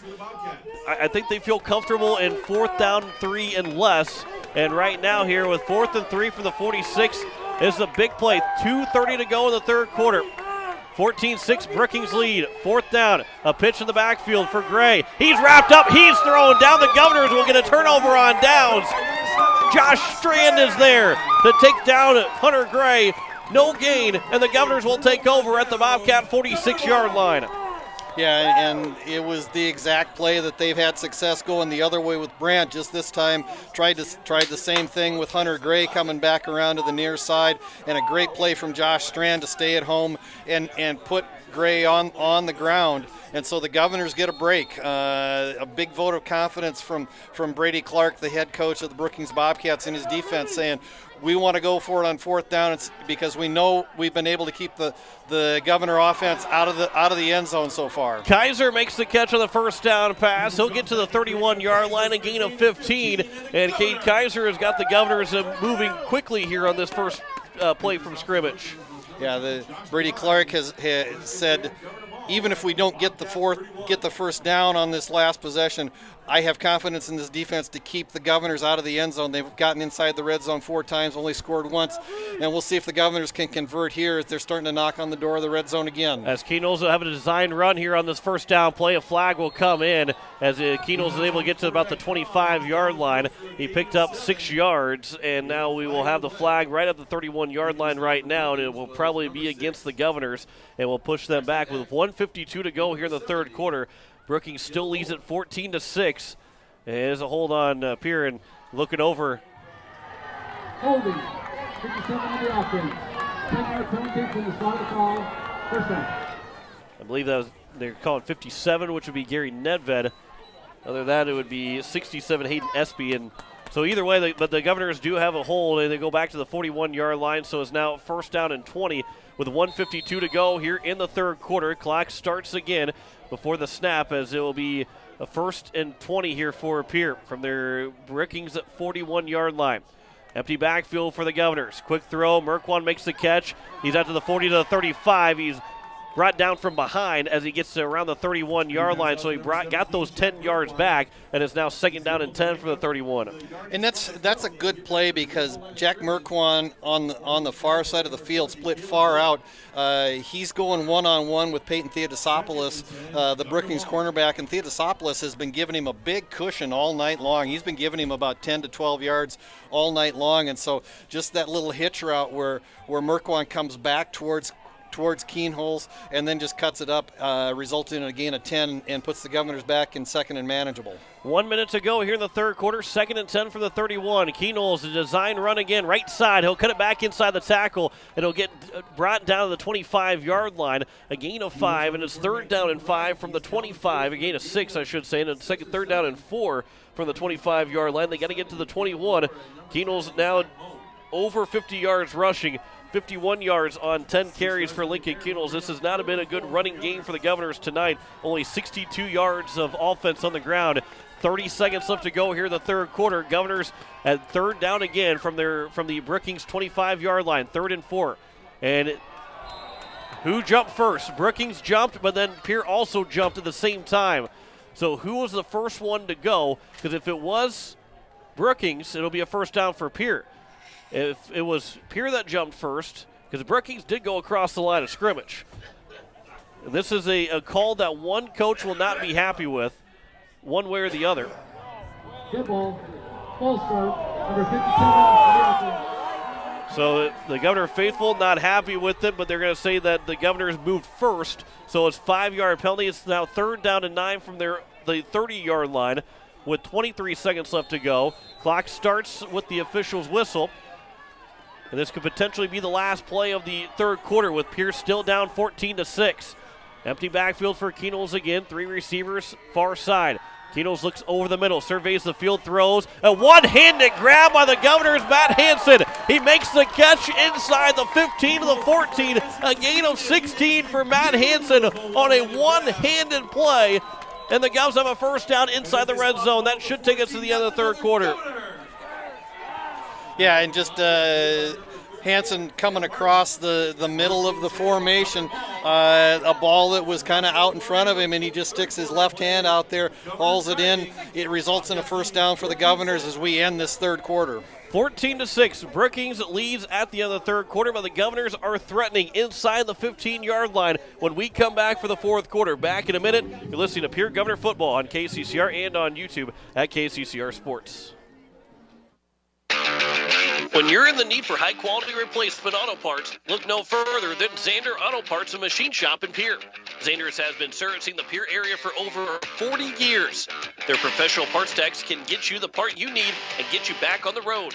Stop by Zander Auto Parts and Machine Shop at 500 West Sioux in Pierre or call 224-9221.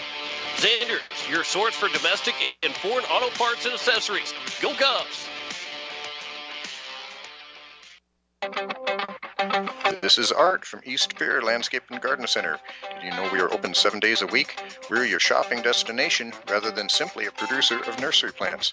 We know what plants work in the area and offer high-quality landscape design services, plant materials, handmade outdoor crafts, and high-quality garden art. Let us make your yard and garden one to remember. East Pierre Landscape and Garden Center, east on Highway 34, north of Farm Island, in Pierre. Matt Hansen has just made one of the biggest plays of the Governor's season right now, a one-handed grab on 3rd and 4, a gain of 16. And the Governors start the 4th quarter with 1st and 10 from the Brookings 14-yard line.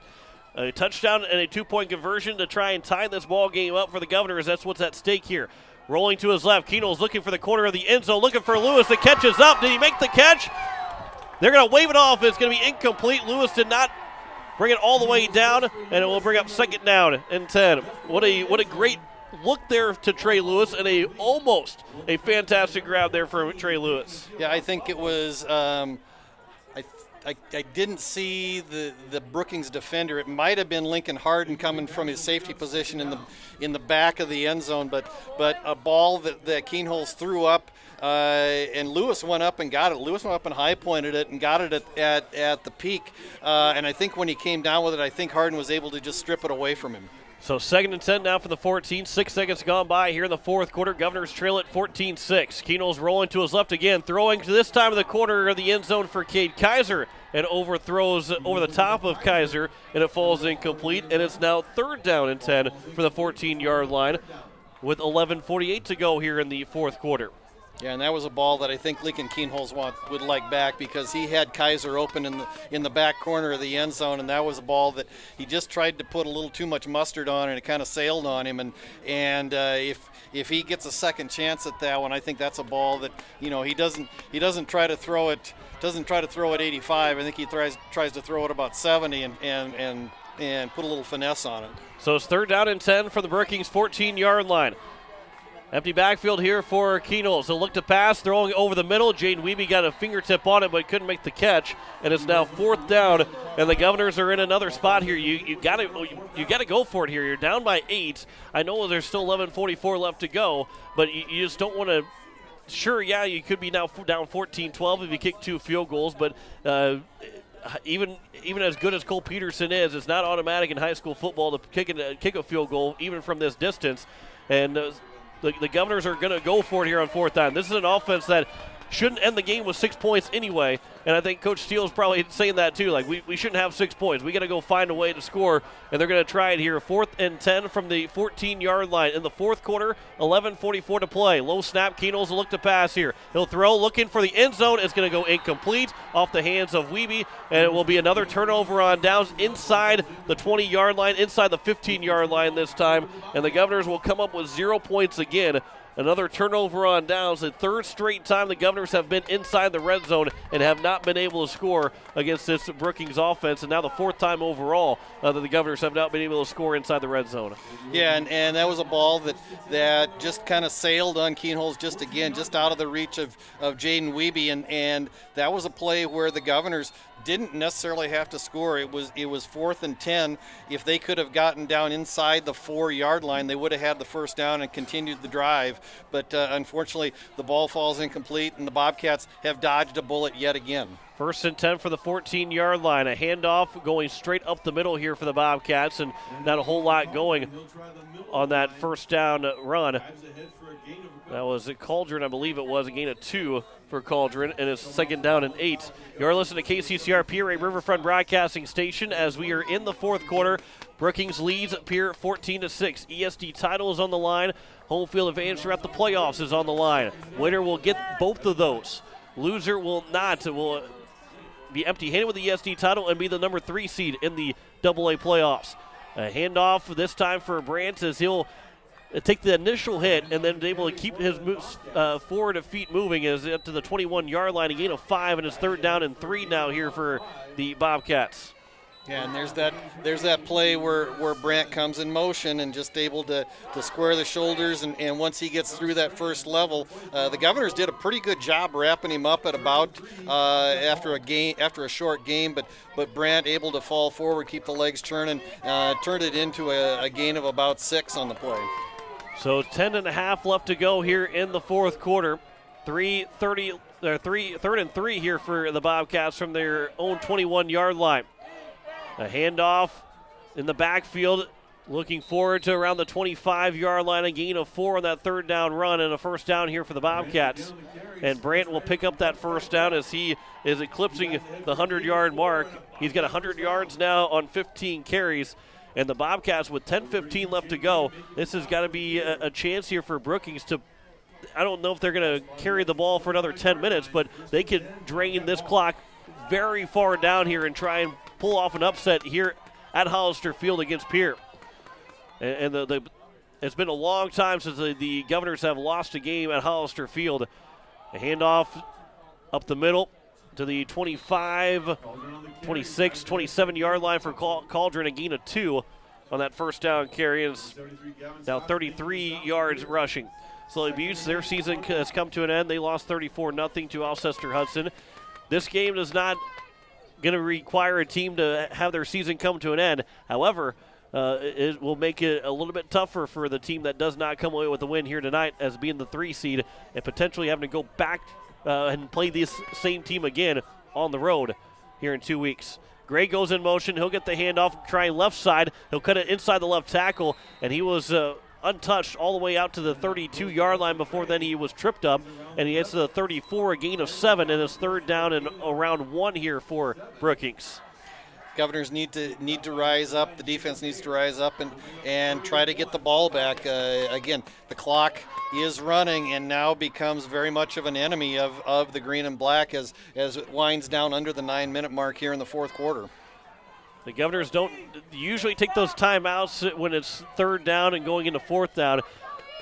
They obviously are not in any kind of concern right now. Kofel goes under center trying for a QB sneak, and Kofel, he's going to be they're going to spot him a yard behind the line of scrimmage. I think maybe his knee hit the ground early on, so it's going to be 4th down and 2 from the 33-yard line, or 4th down and 1.5. Well, they're going to say no gain, and it's going to be 4th down and 1 from the 34-yard line. Governor's got 2 guys on the field, then got them back off the field.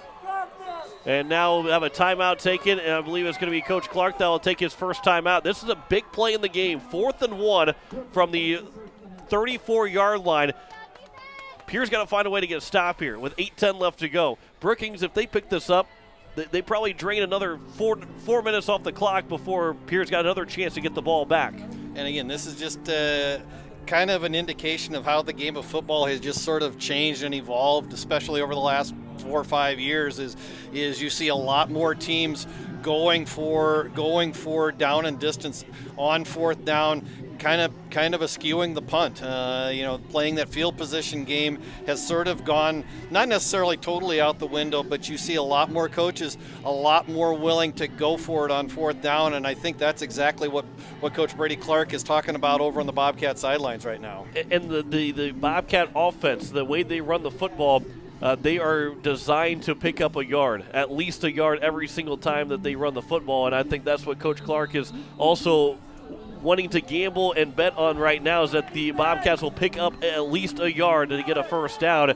And why not? Because of how good your running game is, you're feeling like you can get a yard here. 4th and 1 from the 34-yard line. Kofel will bobble the snap. The ball is loose, and who's going to come away with it? But it's going to be the Governor ball no matter what, even if they didn't come away with the ball. And it's going to be Governor football, as it will be at the 34-yard line, as it was Jacob Mayer that comes away with the football. Mayer gets the fumble recovery, and the Governors have it inside Brookings territory, inside the 35. That's the risk you take with the ball, the snap being bobbled and dropped, and it was Jacob Mayer that comes away with the ball. Yeah, and that's a huge play for the Governor defense, and it was just a snap and an exchange. The handoff was going to go to Cauldron, the fullback in the backfield, and he never got control of the ball. Kofel never really cleanly got the snap back in the shotgun position, and never got the ball into Cauldron's hands, and so the Governors catch a break. We'll see if they can take advantage of it here with 8:05 to go in the 4th quarter. A handoff for Trey Lewis. He'll cut it from the right side to the left side, and Lewis will get to around the 30-yard line. A good first down run for Lewis, a gain of about 4. We'll call it maybe a gain of 3 to the 31-yard line.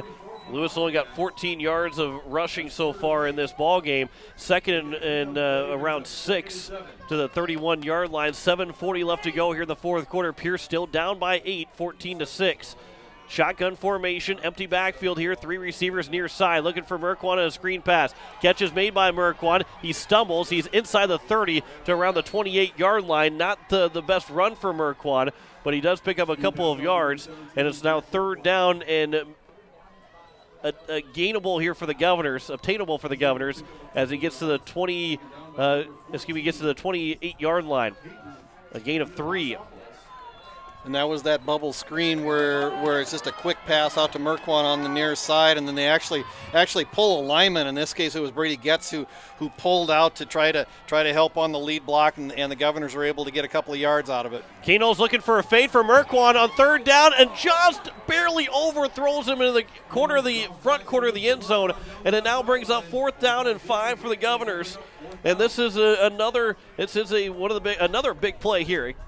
Maybe not so much the game right now, but with 6:53 to go, Pierre has to score at some point and get a 2-point conversion to try and tie the game up. It's not as simple as scoring and get the extra point. They've got to get that 2-point conversion in there as well as they trail it by 14-6 with 6:53 to go here in the fourth quarter. And mission number 1 right here is just get the first down. Just get the 5+ yards to move the sticks. They got to get to the 23-yard line. Bunching everybody up towards the line of scrimmage. Another fade for Merquan to the corner of the end zone. A catch is made. Is he out of bounds before he got into the end zone? He's going to be down at the 1-yard line. And it will bring up first down. No, they're going to say he was out of bounds. He didn't come away with it. And it's going to be another turnover on downs by the Governors. You had about 6 Brookings Bobcats that went down there and nearly changed the call for the referees themselves. So first down now for Brookings with 6:48 to go here in the fourth quarter, and Brookings will take over at their own 28-yard line. And the Governors just cannot find a break right now as they are still down 14-6, and Brookings with 6:48 to go. Boy, they're closing in on trying to maybe run the clock out and forcing the Governors to start using timeouts on defense here. Yes, there's still 6:48 left to go, but this Brookings offense is all about holding the football and driving down the field methodically. Have an empty backfield here for Kofel. He's in the pistol. He'll bring Gray in motion. He'll hand it off to Gray. He's going to be chopped down right around the line of scrimmage. Started at the 29-yard line. He's not going to get any gain there for Hunter Gray, and it's 2nd down and 10 from the 29-yard line. And again, this clock is now very much a fan and a favorite of the Brookings Bobcats. I mean, as it continues to click down, now under 6.5 to go here in the fourth quarter. Again, the onus is now on the Governor defense again to try to rise up, to try to keep the Bobcats and push them into a 3-and-out, because the Governors need to get the ball back as soon as possible so that they can try to put a last-ditch drive together. Gray goes in motion. He'll fake the toss. He'll look to pass. Kofel is hit as he throws. The throw is going to fall incomplete over the hands of Tyson Brandt, and Kofel took a huge hit from Austin Foley, who was untouched. Chase Sarda came in and was untouched and got a huge hit on Kofel, and Brandt, the ball just went right through his hands, maybe just a yard touch a little long from Kofel. But it is now 3rd down and 10, and the good news for the Governors, too, with the 3rd down. The clock is stopped at 6:02. Yeah, and it was a nice touch pass from Kofel. He stood in just as Chase Sarda delivered that big hit and put him on the ground, but a nice touch pass. And fortunately for the Governors, just out of the reach of Tyson Brandt, who was running a post pattern over the middle of the field. 3rd and 10 for the 29-yard line. 6:02 to go here in the fourth quarter. Kofel looking to pass again. Steps up in the pocket, trying to avoid being sacked. He is going to go down. He is sacked back at the 24-yard line. A loss of 5, and it's 4th down, and the Bobcats will have to punt the ball away. The Governors will get the ball back again here with under 6 minutes to go. They've got to find a way to score here on this next possession. Gavin Stotts might have been the first one to get to Justin Kofel. And that was really one of the first times all night that the Governors had the Bobcats in 3rd and long, 3rd and an obvious passing situation. And because they did that, they were able to bring some of that linebacker pressure, and that resulted in the sack of Justin Kofel. So low snap on the punt, going for the punt. It is going to take a Governor hop as it will be down inside the Bobcat territory at around the 47-yard line. So the Governor defense again holds strong for this Pierre offense to try and get that opportunity to tie the ball game up. 14-6 is their score with 5:17 left to go here in the fourth quarter. Pierre is down by 8, has to score and has to get a 2-point conversion to tie the ball game up. Lincoln Keenel's now 23 of 47. 23 of 44 for 267 yards, 1 touchdown, 2 interceptions against. Three receivers here, the near side for Keenels in this first down play from the Bobcat 47. Quick screen pass for Merquan. Makes the catch. He's out to the 45. He gets tripped up, and a good open field tackle by Eck as it gets to the 41-yard line. A gain of 6 for Merquan on that first down catch. And there's that bubble screen again, and the Governors have had a little success running that bubble screen tonight, just not the big chunks of yard that we've seen with that same play throughout the year. Second down and 4 from the 41-yard line. 4:45 to go here in the fourth quarter. Keenels looking to pass, rolling to his right, still rolling, throws, looking for a man. Kaiser just overthrows him as Kaiser was on the sideline, backed up a couple of yards, but Keenels just barely overthrew him, and it brings up now. How the night has gone for the green and black. I mean, Keenels flushed out of the pocket, rolls to his right, had Kaiser wide open, standing all alone on the sidelines about 20 yards downfield, and just overthrows him on the far sidelines. So now 3rd and 4 from the 41-yard line, 4:40 to go here in the fourth quarter. Keenels will look to carry it himself. He's got a first down, but a flag comes in right around the 42-yard line. It will be another hold against the Governors, and it will back them up past the 50-yard line to the now Governor 48. If that's a hold, that stands right at the 42 where the flag is at right now.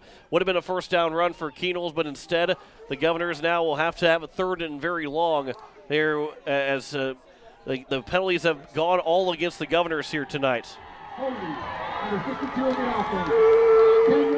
Jaden Flores called for the hold, and it brings up 3rd down here for the Governors inside their own territory at the 48-yard line. Yeah, and you know, so give credit to the Brookings defensive line. I mean, they've been able to get some pressure on Keenholz, for the most part, just rushing 3. So Brock Longville, Magnus Nelson, and Carter Wright have done a good job and have forced the Governors into multiple holding penalties tonight. 3rd and 15. Keenholz looking to take a shot for Merquan down the field. It's going to be incomplete, and it will bring up 4th down. And a flag will come in at the very end of this play. And will it be against Brookings? And if it is, if it's a 15-yard penalty, that should be right at the spot for the Governors to pick up a first down. Want to bring up 4th down and very short here.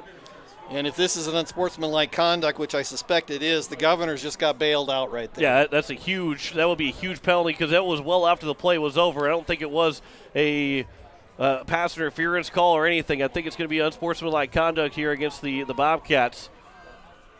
If it's against Pierre, that's going to be even tougher for this Governor team, which would bring up 4th down and very long. Pointing at a Bobcat player right now.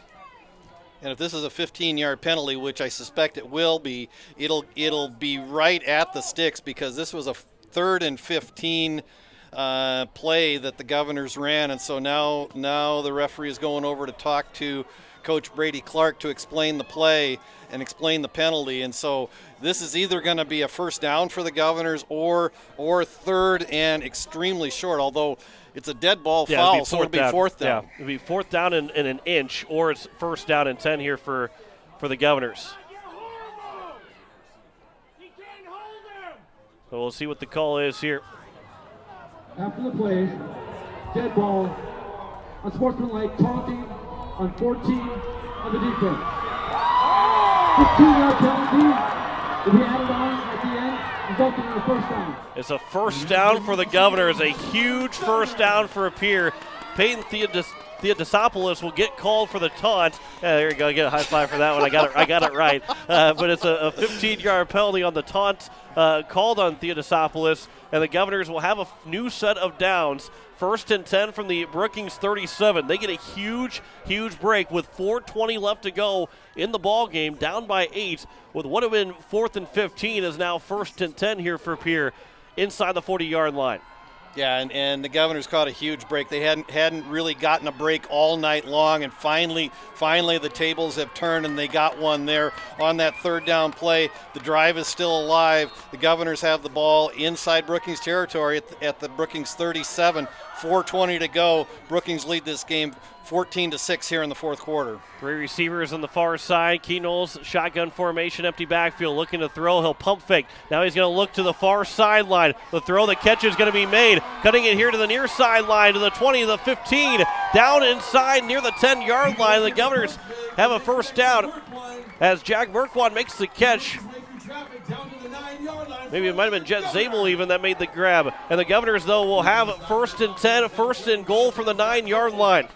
A gain of 28. I think it was Merkwan because it was a receiver. I think it was Merkwan that was split far to the far sideline, and Key Knowles just kind of gave him a pump fake like it was going to be that bubble screen, and then just ran him on a route right up the sideline. 1st and goal for the 9. Key Knowles throwing for the end zone and diving for it and unable to make the catch is Zabel, and it brings up 2nd down and goal from the 9-yard line with 3:49 to go. The Governors have been down here before. They've been down here 4 different times and have been unable to score. And Pierre's got to find a way to get in the end zone. They scored the first quarter, have not scored since. Down 14-6. Key Knowles is 25 of 38 now in the ball game. 48. 39 of 48 so far. 25 of 48 for Lincoln Key Knowles. For 2nd and goal for the 9. 3:49 to go here in the fourth quarter. Key Knowles takes a snap with Jet Zabel in motion, throw to the end zone. Matt Hansen makes the catch, and the Governors are 2 points away from tying it up. 14-12 is our score with 3:44 to go here in the fourth quarter. Yeah, and again, Brookings playing man-to-man defense in the secondary, and Matt Hansen in the slot on the near side. Just a quick post route, and he had lots of open space right over the middle, and it was just a dart from Lincoln Key Knowles to Matt Hansen, and the Governors are now within 2. 3:44 to go here in the fourth quarter. So the Governors now will go for 2. They have to go for 2 to try and tie this one up. They got a couple offensive linemen setting up over on the far side. Key Knowles, are they going to try and take the snap here? Kaiser and Merkwan are on the far near side. Key Knowles will take the snap. He's going to try and pick it up. He's going to dive forward. Is he going to get in? They have no signal quite yet. And the referees are talking. Are they going to say it's good or not? It is good! And the Governors have tied it up with 3:44 to go. There are 2 offensive linemen on the far side. And Key Knowles with 3 offensive linemen in front of him ties the game up on the 2-point conversion. We are tied with 3:44 to go in the fourth quarter. What a game this has been. 14-14, 3:44 to go, back in 30 seconds. You're listening to Pierre Governor Football on KCCR and on YouTube at KCCR Sports. Dakota Sprinkler and Landscaping is who you should call as we enter the fall season. They can make sure your lawn makes it through the tough South Dakota winters. They can help with the fall cleanup, winterize that sprinkler system so that it can be ready to go in the spring. And once the snow starts to fly, they can help with that too. Dakota Sprinkler and Landscaping, helping customers year-round. Call Dakota Sprinkler and Landscaping, 280-4440. We are tied here 14-14 with 3:44 to go in the fourth quarter. John Wickler alongside Greg Dean. Scores in 11AA tonight. Yankton has defeated Watertown 20-13. In the first half, Sturgis leads Douglas 30-0. Midway through the third period, T leads West Central 20-13. Out west, Spearfish leads Bellefouche at the half 14-7, and Mitchell leads Huron 7-0 at the half. Like we said in the 9B playoffs, Alcester Hudson has defeated Sully Buttes 34-0, and in 9AA. Lyman now leads Stanley County at halftime, 16-0. 14-14 is our score here. 3:44 to go between Pierre and Brookings. The Governors had a 5-play, 48-yard drive and a 9-yard touchdown grab from Matt Hansen, the senior, on senior night here for the Governors, the lone senior receiver for Pierre. As the ensuing kickoff, it will be out to the 25-yard line, as it was number 24, Tyson Branch, that had the kick return out near the 25. And do we have a penalty flag before? No, we got a down player. Yeah, another Brookings Bobcat is down right now. And if it potentially could be Brandt, because that's right around where the tackle was made. But it is going to be 1st and 10 from the 27, as the injured Bobcat is being attended to here at 3:38 to go here in the fourth quarter. Don't forget, Pierre Governor Volleyball is tomorrow night, 7 o'clock first serve. We'll be on the air around 6:40 as they take on the Douglas Patriots. Next Thursday, we'll have the Governor playoff game, and we'll wait to see who the opponent is. And the game time probably will be at 6 o'clock here next Thursday, but we'll wait to see and make sure everything, you don't want to promise anything until it actually happens, but the Governors will be at home regardless of the outcome of this game. But they will play next Thursday in the first round of the 11 AA playoffs here on KCCR and on YouTube at KCCR Sports. With 3:38 left to go here, and the Bobcat players still down, cannot see the number from where they were sitting at, but they're attending the Bobcat player right now. This has been a heck of a game, Greg, and you never want to see an injury at this time, but it also it gives everybody a chance to take a breath, but it also kind of takes some of the sail out of the winds of how good this game has been and how intense this game has been. Yeah, and it's been that kind of physical, emotional kind of game that we sort of have expected. I mean, these are two teams that know each other really well, and it's two teams that have met in each of the last two state championships. These are two teams that both play physical kinds of ball, and so it's, this is exactly kind of the hard-nosed game that we sort of had expected tonight. We sort of had hoped that maybe the Governor offense would have put more points on the board after scoring 61, 52, and 52 in the last three games, but right now they've done exactly what they needed to do, and that's put themselves in a position to potentially pull this victory out here with the score tied, 3:38 to go here in the fourth quarter, and the score tied at 14. And it looks like it potentially could be cramps, but also at the same time, as long as it's taken for this injured Bobcat to be able to be picked up and taken off the field, that maybe you hope that it's not more than what than just a cramp, although it looks like now that the injured Bobcat is going to get up, as it looks like that is number 75, Malachi Ramsey, that is going to be helped off the field. Boy, he's barely able to he's not putting any pressure on that left leg, and that's tough to see. Ramsey, a sophomore, 5'10", 241-pound sophomore. I got the number right, correct? Yep. Okay, perfect. Yep. And well, not good for him, but you hope that maybe he can return next week for the playoffs, if not even for this game at some point. 3:38 to go as we get back to football. 1st and 10 from the 27. Gray goes in motion. Kofel looking to pass, throws over the middle. Keno's almost intercepted it, but it was almost caught and would have had a chance to go for Pater, but it will fall incomplete, as it was Lincoln Harden that was the intended receiver. And Keno's almost undercut it, but did not actually get there.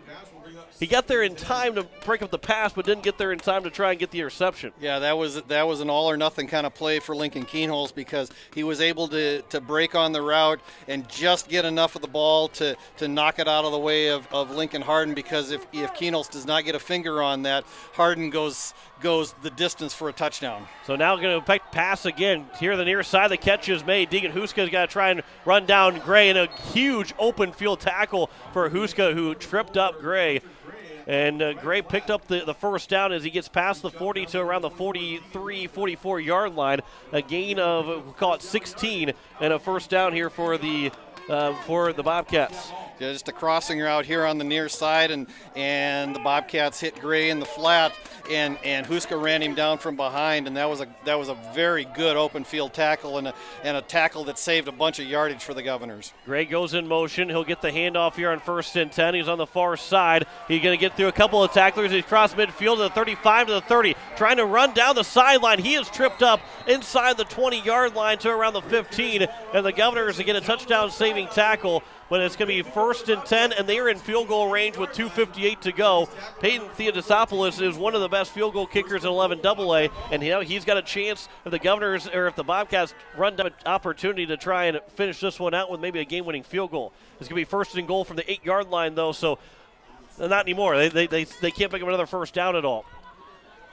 Yeah, and a game-saving tackle, a touchdown-saving tackle by Deegan Huska. He was able to run Hunter Gray down from behind, and thankfully for the Governors, he was able to keep those points off the board. So a handoff for Brandt, goes up the middle. He goes through the offensive line. He's not going to get to the end zone, but he is down near the 2-yard line. It was a gain of 50 for Hunter Gray, or around 50 yards for Hunter Gray. And now down to the 2-yard line, second down and a goal from the 2-yard line for the Bobcats on a gain of 6 for Tyson Brandt.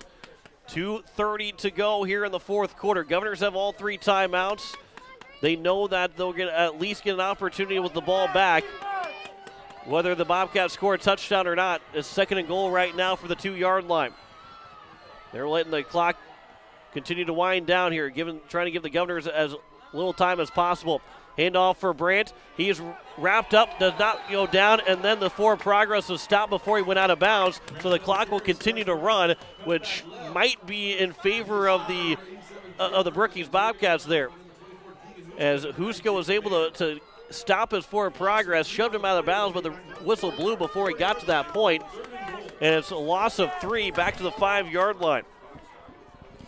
If the Governors are able to hold the Bobcats out of the end zone right here, it would not surprise me if the Governors take a timeout to try to stop the clock and save as much time as possible. Third and goal from the 5-yard line. Tie game 14-14, 1:35 to go in the fourth quarter. Man goes in motion, that's Brandt. He'll get the pitch. Brandt trying to get to the near sideline. He is going to get into the end zone for a touchdown, and Brookings will take the lead with 1:27 to go on a 5-yard touchdown run for Tyson Brandt. And Pierre has got to go down the length of the field in less than 90 seconds. They do have all 3 timeouts, but right now the Governors are down by 6 with 1:27 to go on a quick drive for the Brookings Bobcats, which is a little uncharacteristic for how the Bobcats offense is. But Theodosopoulos is on for the extra point to try and make this a 7-point game. Yeah, and it was just a pitch play with Brandt coming in motion towards the near side, and he had a white wall out in front of him and was just able to get to the near pylon and create the touchdown for the Bobcats. Theodosopoulos' extra point is up and good, so it's 21-14. Brookings leads with 1:27 to go here in the fourth quarter. Don't go anywhere. Back in 30 seconds, you're listening to Pierre Governor Football on KCCR and on YouTube at KCCR Sports. Insurance. We all need it to protect our homes, health, businesses, and belongings. But having adequate coverage is just the beginning. You also need the support of professionals who stand by your side to protect what's important to you. Fisher Rounds & Associates combines the coverage you want with the commitment you need. Fisher Rounds & Associates, at your service, at your side, with offices in Pierre, Mitchell, Watertown, Sioux Falls, and Rapid City. It was a 6-play drive, 73 yards on that drive, and a 5-yard touchdown run from Tyson Brandt, his second of the game. And the Governors now trail at 21-14 with just 1:27 to go here in the fourth quarter. Pierre does have all 3 timeouts and will likely utilize those unless they score rather quickly. But at this point, you're almost playing to the point of overtime unless you try and go for 2 and go for the win. But you're looking right now at trying forcing overtime with only 87 seconds left to go in regulation. Scores from around 11 AA. Quick update. Yankton has beaten Watertown 20-13. Sturgis leads Douglas 33-7 midway through the second quarter. T area now putting some separation between themselves and West Central, up 27-13 late in the third quarter. Spearfish at halftime leads Belfouche 14-7, and Mitchell still leads Huron 7-0. On the ensuing kickoff, it'll be taken here by the Governors. They're going to pitch it back to Trey Lewis, as Lewis is hit hard as he did not get to the 20-yard line as he got to around the 19. And so Lewis will get to the 19-yard line. The Governors have 1 minute and 22 seconds to go down the field and try and tie this ball game up. Keenels has thrown the ball 49 times. His next pass attempt will be his 50th of the day. And the Governors will need a couple more than just 50 tosses from Lincoln Keenels here to try and tie this up. Maybe they don't. Maybe you go down and get that one play and score to tie it up. With 1:22 left to go, all 3 timeouts, the Governors have time here. The tee's still out there on the field, was not grabbed by the Bobcats, so a little bit of a delay. The clock was already stopped. One of the things that I've noticed about Theodosopoulos that he does really well on kickoffs is he gets a lot of hang time and gives his coverage team a good opportunity to get down and really pin the kick returners back, because they really don't get a chance to get much in terms of yardage as they're coming up the field. Throw, catch is made here on first down as the Governors will get to around the 25-yard line. A gain of about 6 for Jack Merquan, as he's got 66 yards now receiving. And Keenel's over 300 yards passing. Second down here for the Governors. Moving quickly. Throw over the head of Jet Zabel. And it'll bring down third down here for Pierre with 59 seconds left to go. This is obviously 4-down territory. No matter where you're at in the field, the fourth down, you're going to go for it. Down by 7 right now with under a minute to play. Third down and about 5 for the 25-yard line. And again, mission number 1 is you got to get the first down. It's 3rd and 5. You got to get the first down to keep the drive alive. But you can't, you need the 75 yards for the touchdown, but you got to get that 5 yards first to keep the drive going. Keenel's design run, and they're going to try and get those yards. They do, as Keenel's is able to get all the way to the 35-yard line, a gain of 10 for Keenel's, and that's the design run for Keenel's. That was the call. Let's get the first down and get a new set of downs and get right back up here. 50 seconds left to go. Governor still have all 3 timeouts. Keenel's from the shotgun. Empty backfield. He'll look to pass again. He'll step up in the pocket. He's wrapped up. He goes down on a sack, and Coach Steele's got to take a timeout, his first of the half, as it's the 30-yard line. A loss of 5 for Keenel's on that sack, and it's now second down and 15 after the first timeout was taken here by Coach Steve Steele. And this is an opportunity to just kind of get the offense around and talk and just kind of settle down and just say, okay, here's what we need to do, and this is where you dial up probably one of your top 2 plays in your playbook, something that you have a lot of confidence in right now. And again, you're at second down and about 15 right now. You need to keep the drive alive, but also you've only got 39 seconds. They do still have 2 timeouts in their hip pocket that they can use.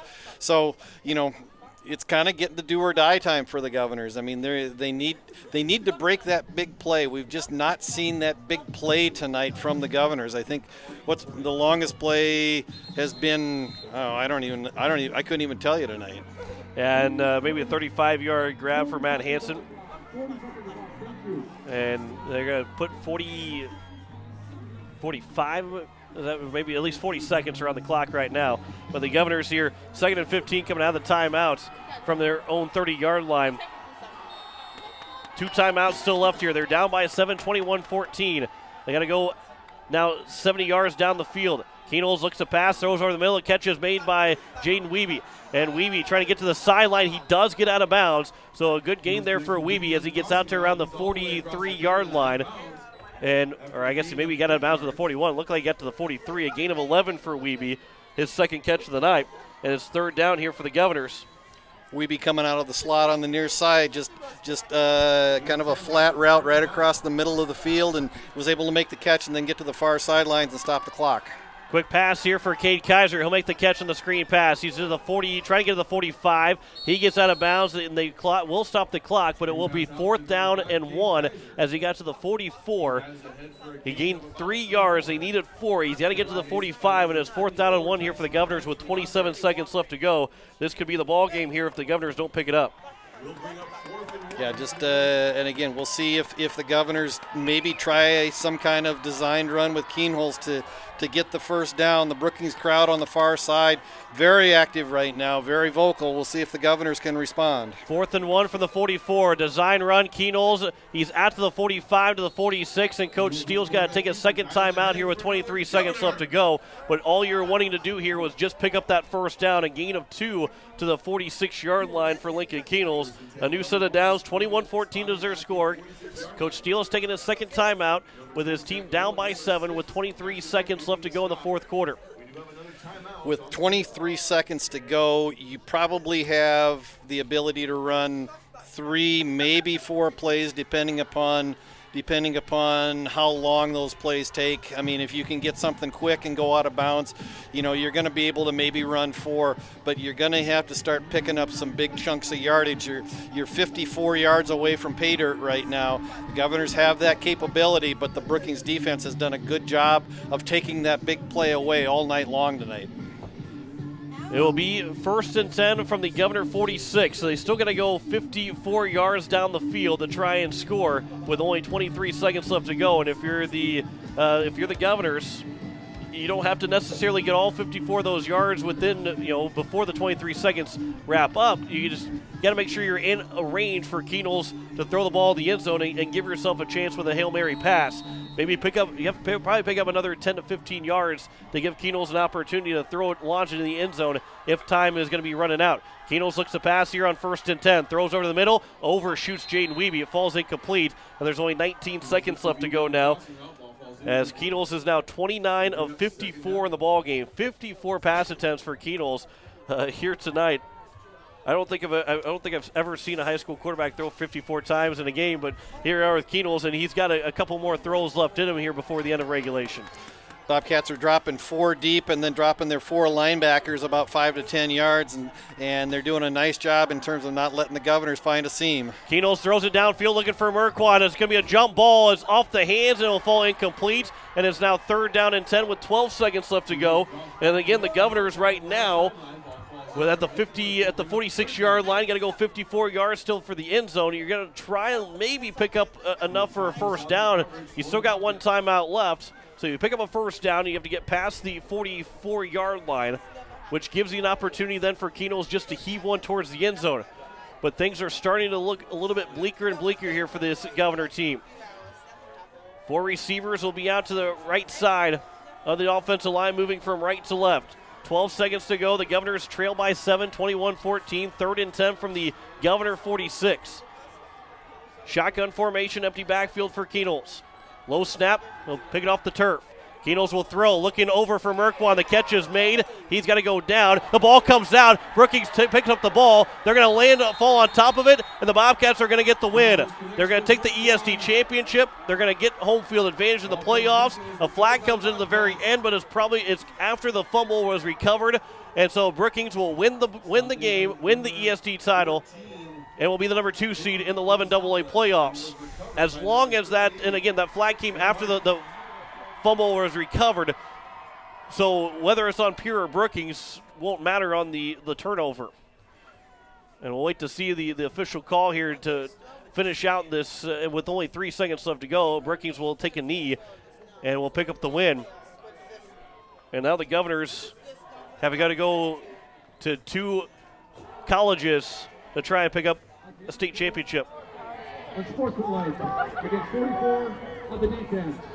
Result of the play is a fumble recovered by Brookings. 1st down. Carter Wright is called for that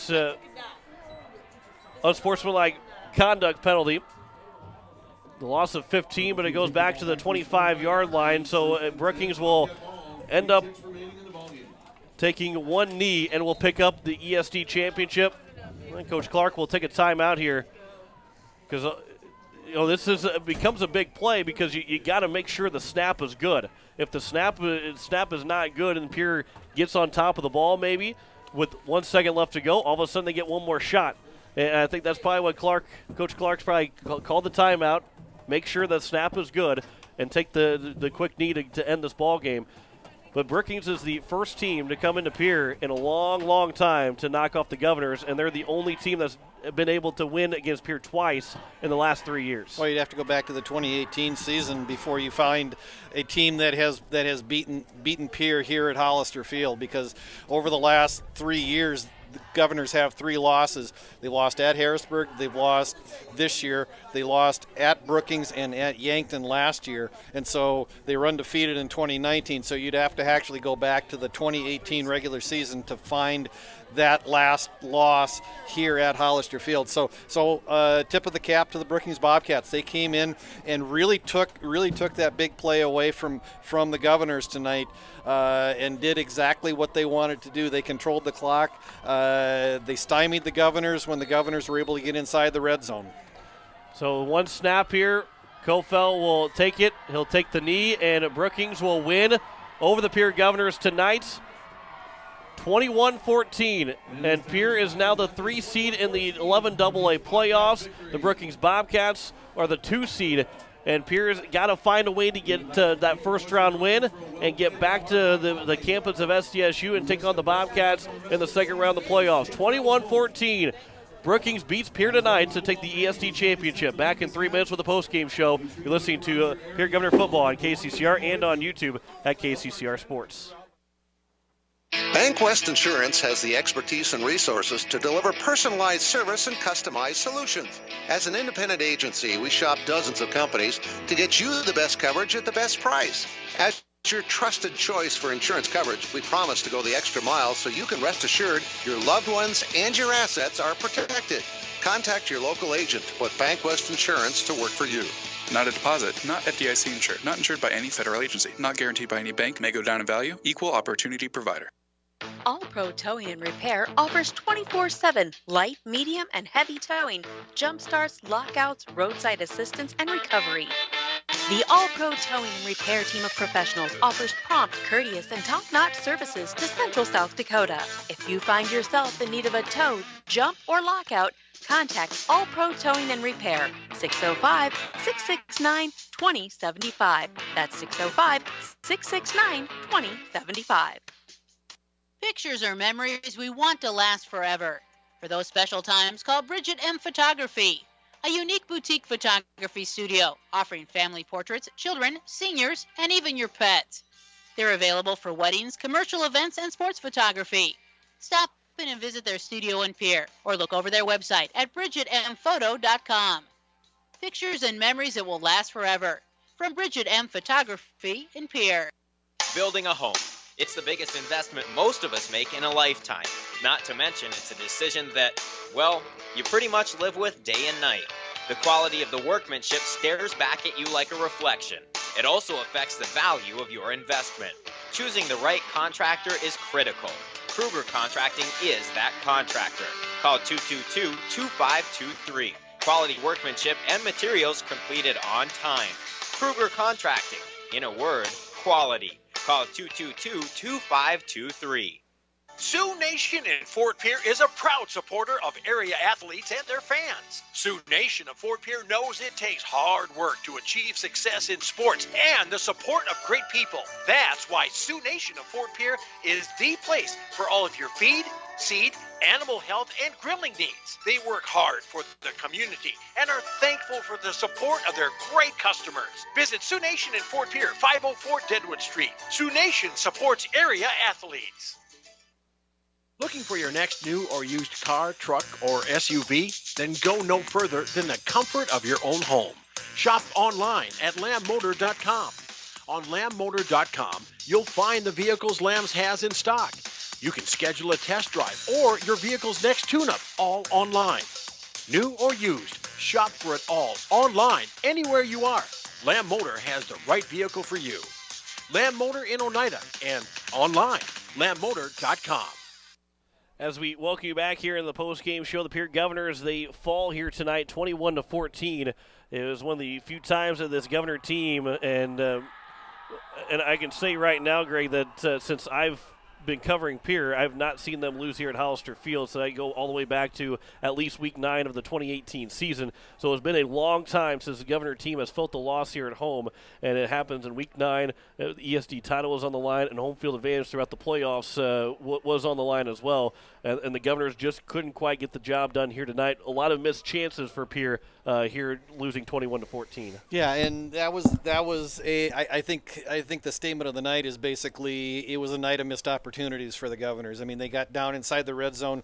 What was the count? 5 times? I believe 5 times it didn't score, yeah. Or 6 times overall and didn't score 4 times. Yeah, and that's a credit to the Brookings defense. I mean, they rose up and did exactly what they needed to do. I mean, they took away and were able to bring pressure at different times. Kind of kept Lincoln Keenholz just a little bit uncomfortable in the pocket. Threw a couple of times when he was down in the red zone before he really wanted to, before he could get his feet set, and so it was a night when the Governors just didn't take advantage of the opportunities as they presented themselves. Maybe made some mistakes. There was several drop balls tonight where that you would normally see the Governor receivers make those kind of catches, and so this is a chance to kind of learn from it. And, as you move into the playoffs, you want to go into the playoffs, kind of riding that high, kind of hitting your peak. And so now the Governors are going to have to regroup. I mean, this was, other than Harrisburg, this has been the best team that the Governors have faced all year long. And so again, tip of the cap to the Bobcats. They played hard. They played physical. It didn't really surprise us with what they did tonight. Just very much a ground and pound kind of team, taking yardage off in chunks, and we're able to break a couple of big plays. The 41-yard touchdown run for Gray, and then a big run for Gray that set up the final touchdown for Brandt. But the Bobcats did exactly what they needed to do tonight. Yeah, we start with the scoring here as we had the first two possessions ended in a fumble and a punt for both teams, and then a touchdown, a 7-play, 53-yard drive and a 7-yard touchdown catch from Cade Kaiser that got the Governors up 6-0, and then it ended up being a 11-play drive for Brookings to go and answer a 4-yard touchdown run from Tyson Brandt that gave them the lead 7-6. The Governors had an interception in the end zone, but then allowed a 3-play, 80-yard drive and a 41-yard touchdown run from Hunter Gray that gave Brookings a 14-6 lead. That's where we stood at halftime. That's where we stood going into the fourth quarter. And then the Governors were finally able to score on their second-to-last possession, their last full possession of the game. They ended with a touchdown pass from Lincoln Keenels on a 5-play, 48-yard drive, a 9-yard catch from Matt Hansen in his final game here in the regular season at Hollister Field. They will be back here next week to play the first round of the playoffs. But Matt Hansen made the 9-yard touchdown grab to tie the game up at 14-14 with a 2-point conversion that was completed by the Governor team. And Lincoln Keenels carried it in from that the couple yards out. And then the ensuing drive, it ended up being a 6-play, 73-yard drive and a 5-yard touchdown run from Tyson Brandt that gave Brookings a 21-14 lead. And the Governors could not answer. They only had a minute 27 to go down the field. Merquan made the catch. Jack Merquan made the catch inside the 40-yard line, but ended up fumbling the ball. And Brookings picked it up and ended up getting the win. They picked up with 3 seconds left, so all they had to do was take one final knee. And the Governors end up falling here 21-14 here tonight. We'll talk with Lincoln Keenels here momentarily as the Governors finish at 7-2. Greg, before Lincoln comes up here, the best thing though that the Governors, I mean, they can use this as to their advantage. Nobody game plans, I think, better than Coach Steve Steele, and coming after a loss and maybe getting these guys again will be beneficial for this Pierre squad here coming up in a couple of weeks. Yeah, and that's the thing is that this is going to be a week going forward as the Governors get ready for the playoffs. Is how do you respond to the loss? I mean, and a lot of times, one of my favorite sayings is you learn way more from losing than you ever do from winning. And I think there's going to be a lot of takeaways that will be put forward in practice this week because this was certainly a game that the Governors could have won. I mean, the opportunities were certainly there.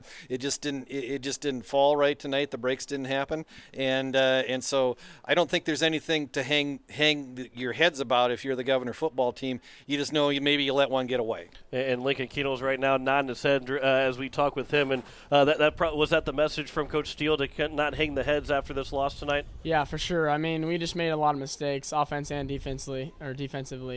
Our game plan was to keep our eyes right and play their pass along with their run.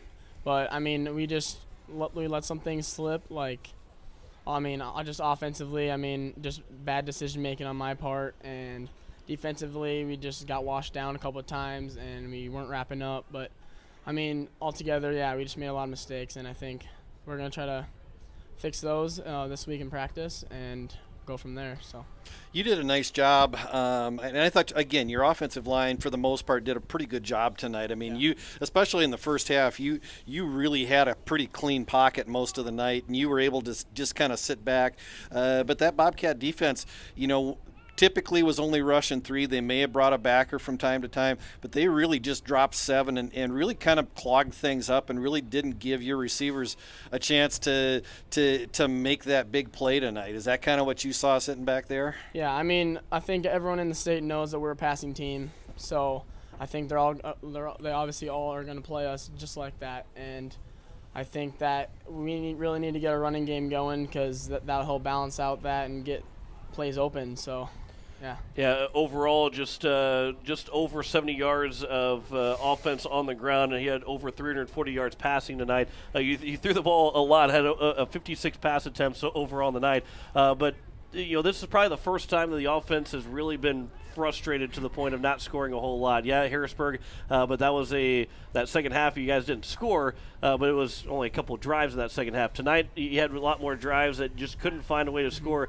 The first time this team has really been offensively not been able to get things done and get the win.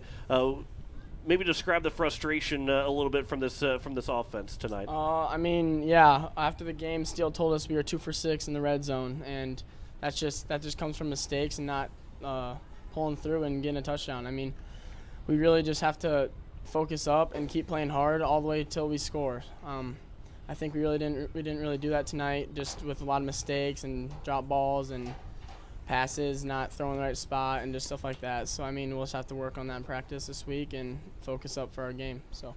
And that's the thing is that I think if there's a takeaway from tonight is that this was a game you could have won. I mean, you had your opportunities, and sometimes the ball doesn't bounce your way. And so I guess going forward, what do you see as kind of what do you have to clean up? I mean, what's priority number 1 in terms of what's the objective going forward into next week?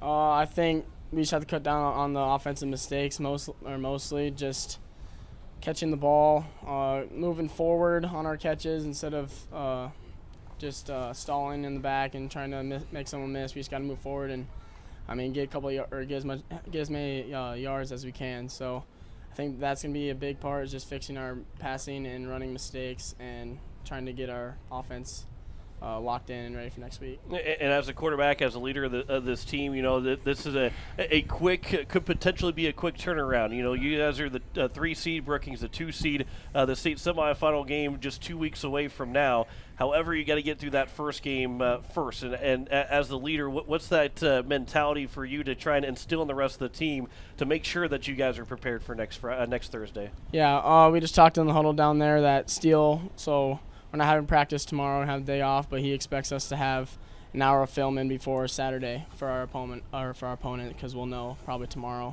So he expects us to have an hour of film in, and if not, then there will be consequences. And yeah, we're just gonna have to get that hour in and move forward. So. Yeah, and I think you certainly are going to have a lot of learning opportunities here in the next week, and the next week will really show you an opportunity how you can get better, and that's going to be, I think, important as you start rolling into the playoffs. I mean, you're going to probably end up seeing a team like an Aberdeen, maybe a Mitchell here next Thursday night, and then we'll just kind of see where things break out from there. T is currently winning, so they likely will lock up that number 1 seed. Mm-hmm. And so, like John and I talked about, maybe kind of even what you thought about, hopefully you win next week, but that certainly sets up a potential showdown with these same Brookings Bobcats in 2 weeks. Yeah, I mean, we need to lock in, and our motto is to not lose. We cannot lose from here on out, and I think we're going to take that to heart. And especially with what Brookings, what they did at the end of the game, that's just kind of, I mean, for all of us to just put an arrow in our heart. So I think we just need to be ready, and if we meet up with them in Brookings, then we're going to play better and, I mean, try to win. So Lincoln, a good game again tonight. Unfortunately didn't get the win, but we appreciate you coming up here. Well-spoken young man, and appreciate the time, and good luck next Thursday. Yeah, thank you very much. Lincoln Keenels of the Pierre Governors. Again, they fall here 21-14 tonight, as we'll talk with Coach Steve Steele here momentarily when he comes down. And it's it's a hard thing to do, Greg, because we like to bring up a lot of the players of the game, and we like to bring up guys that and spotlight how good they played. And there's a lot of good play from this Pierre Governor team tonight, but a tough loss and one that's going to stick with this team, no matter what happens this season. I think that's going to be a memory for him. But in a moment like this, I told you let's bring up Lincoln Keenels, and being the quarterback, he's got to answer those tough questions. He had to come up here and his responses to these answers and to these questions kind of shows the good leader that Lincoln Keenels is, and the amount of work. And you kind of see in his eye that he's ready to get back to work and ready to go next week. Yeah, and you can't see it on the radio, but you could tell that you could tell that this is a loss that's gonna sit with him, and not just him, but every other member of this Governor football team and the Governor football coaching staff. And so I don't know. We're going to kind of guess that it's either going to be Aberdeen or Mitchell, maybe even Huron. I mean, I see Huron has come back and made that a 7-6 ball game over in Huron in the second half. But whoever comes in here next week may well find a very angry Governor football team, and if you're a team on the opposite sidelines of a very angry Governor football team, that may not be the best place to be. Yeah, we'll talk with Coach Steve Steele here in just a second, and we'll talk with him again on Coach's Corner this coming Wednesday. So we'll get a chance to maybe talk about this loss a couple of times, but one that's fresh in the mind and one that's a couple of days later. But Coach, first off, a tough loss from where you stood on the sideline here. Your overall takeaway, just 10 minutes after this game's over. I mean, we had so many different opportunities, that I think we could have won this football game. And you just got to credit Brookings. Every important play for the most part went Brookings' way. I mean, I don't say that luck or anything. I mean, they made the plays they needed to make. I think they were 3 of 3 or 4 of 4 on fourth down, and we were 1 for however many million fourth downs it seemed like we had. And I mean, it's real easy. I mean, if we split those half and half, I think we win the football game. But we didn't, and if we go 50% in the red zone, we win the football game, but we didn't. If we hold them to 50% in the red zone, we win the game. We didn't. So a lot of what ifs. It's going to be hard film to watch just because we know we left so many opportunities out there. But ultimately, we'd rather do it this week than next week. Yeah, well, and that's the one thing too. All the chances that you leave on the table. Also, after this loss, kind of sits with you a little bit longer, and you get a chance to have some sleep and get home to your family and kind of see everything in a different perspective. That's a lot of what ifs that all of a sudden you're saying. It's not a game where you played your heart out. You did, but you left everything out there, played a perfect game, and still lost. There's a lot of mistakes that if you play 50% better, like you said, you already win the ball game. So it probably makes you feel better. A chance to play these guys again. Obviously, you're going to get there, but you feel good about another opportunity against these guys. Yeah, I mean, absolutely. And it's going to be a good football game. Both of our games last year were good football games. We got to get there, and then we just got to make the plays that we didn't make this time, or like I said, win the percentage of it. Excuse me, dry throat today. But that's I mean, you're definitely excited for it. Obviously you want to win every game, but at the same point in time, this is the last one you're allowed to lose. So if we can learn the lessons that we need to take away from today, hopefully ultimately those benefit us the next 3 weeks. And I think we talked to Lincoln a little bit about this, and he said that you guys talked about it right after the game. But I think the biggest Achilles heel tonight was the 2 for 6 in the red zone. I mean that's just an uncharacteristic stat of this football team. I mean, this has been a high flying, high scoring kind of team, and so we were talking about it. I mean, we gave a lot of credit to the Brookings defense. I mean, they really stepped up when they needed to, and kind of made things uncomfortable once this team got down into the red zone. But it was kind of a night of missed opportunities. I mean, in a lot of ways. I mean, you had some drop balls, the red zone conversions that didn't happen, and so it looked like there was probably going to be, like you said, not a very fun film to watch, but there's going to be a lot of teaching moments going forward. Oh yeah, there's lots of teaching moments, and I mean, it's if you kind of flip that on its head and say we win all the plays. Because again, if we're the one going 6 for 6 in the red zone and they're 0 for 3, I mean, think of what the score could be. Yeah, that's a running clock. Yeah, I mean, like I said, because I think a lot of the opportunities we missed were in the red zone. I mean, I think we had a lot of the things we wanted, and like I said, I think the theme today was we were just a little bit off. and a little bit in a football game that's that close goes a long way. You know, I mean, if some of the throws were a little bit off, or the catches we were looking upfield just a little bit before it got there, and for whatever reason we just didn't make those plays. So we've just got to make sure we're better, and we'll work on those practice and dive into film and get ready for the next season here. Tonight, Lincoln Keenels threw 56 times. He was 30 of 56 for over right around 350 yards or so. Rushing-wise, and of course some of those were scrambles from Keenels, but you had just 18 carries overall. I know you want to be a balanced team, and you're probably going to throw a little bit more than you pass, but that number kind of stands out a little bit more. Is that something that you want to try and close in here going into the playoffs? Yeah, you know, we've sought for balance for such a long time this season, and, you know, going into this game, we kind of felt initially that they were going to take away the box and make it very difficult to run. You know, that's one of the things I think their defense does such a phenomenal job of is taking away the run game, and one of the reasons it's so hard to score on them in the red zone, because they're so good at stopping the run, and then you kind of lose some of that area to run your routes. So, I mean, they just did a really good job of not allowing us to run it for the most part. And, you know, like I said, we've got to try and find that still going forward. But, you know, we'll find some creativity here coming into playoffs.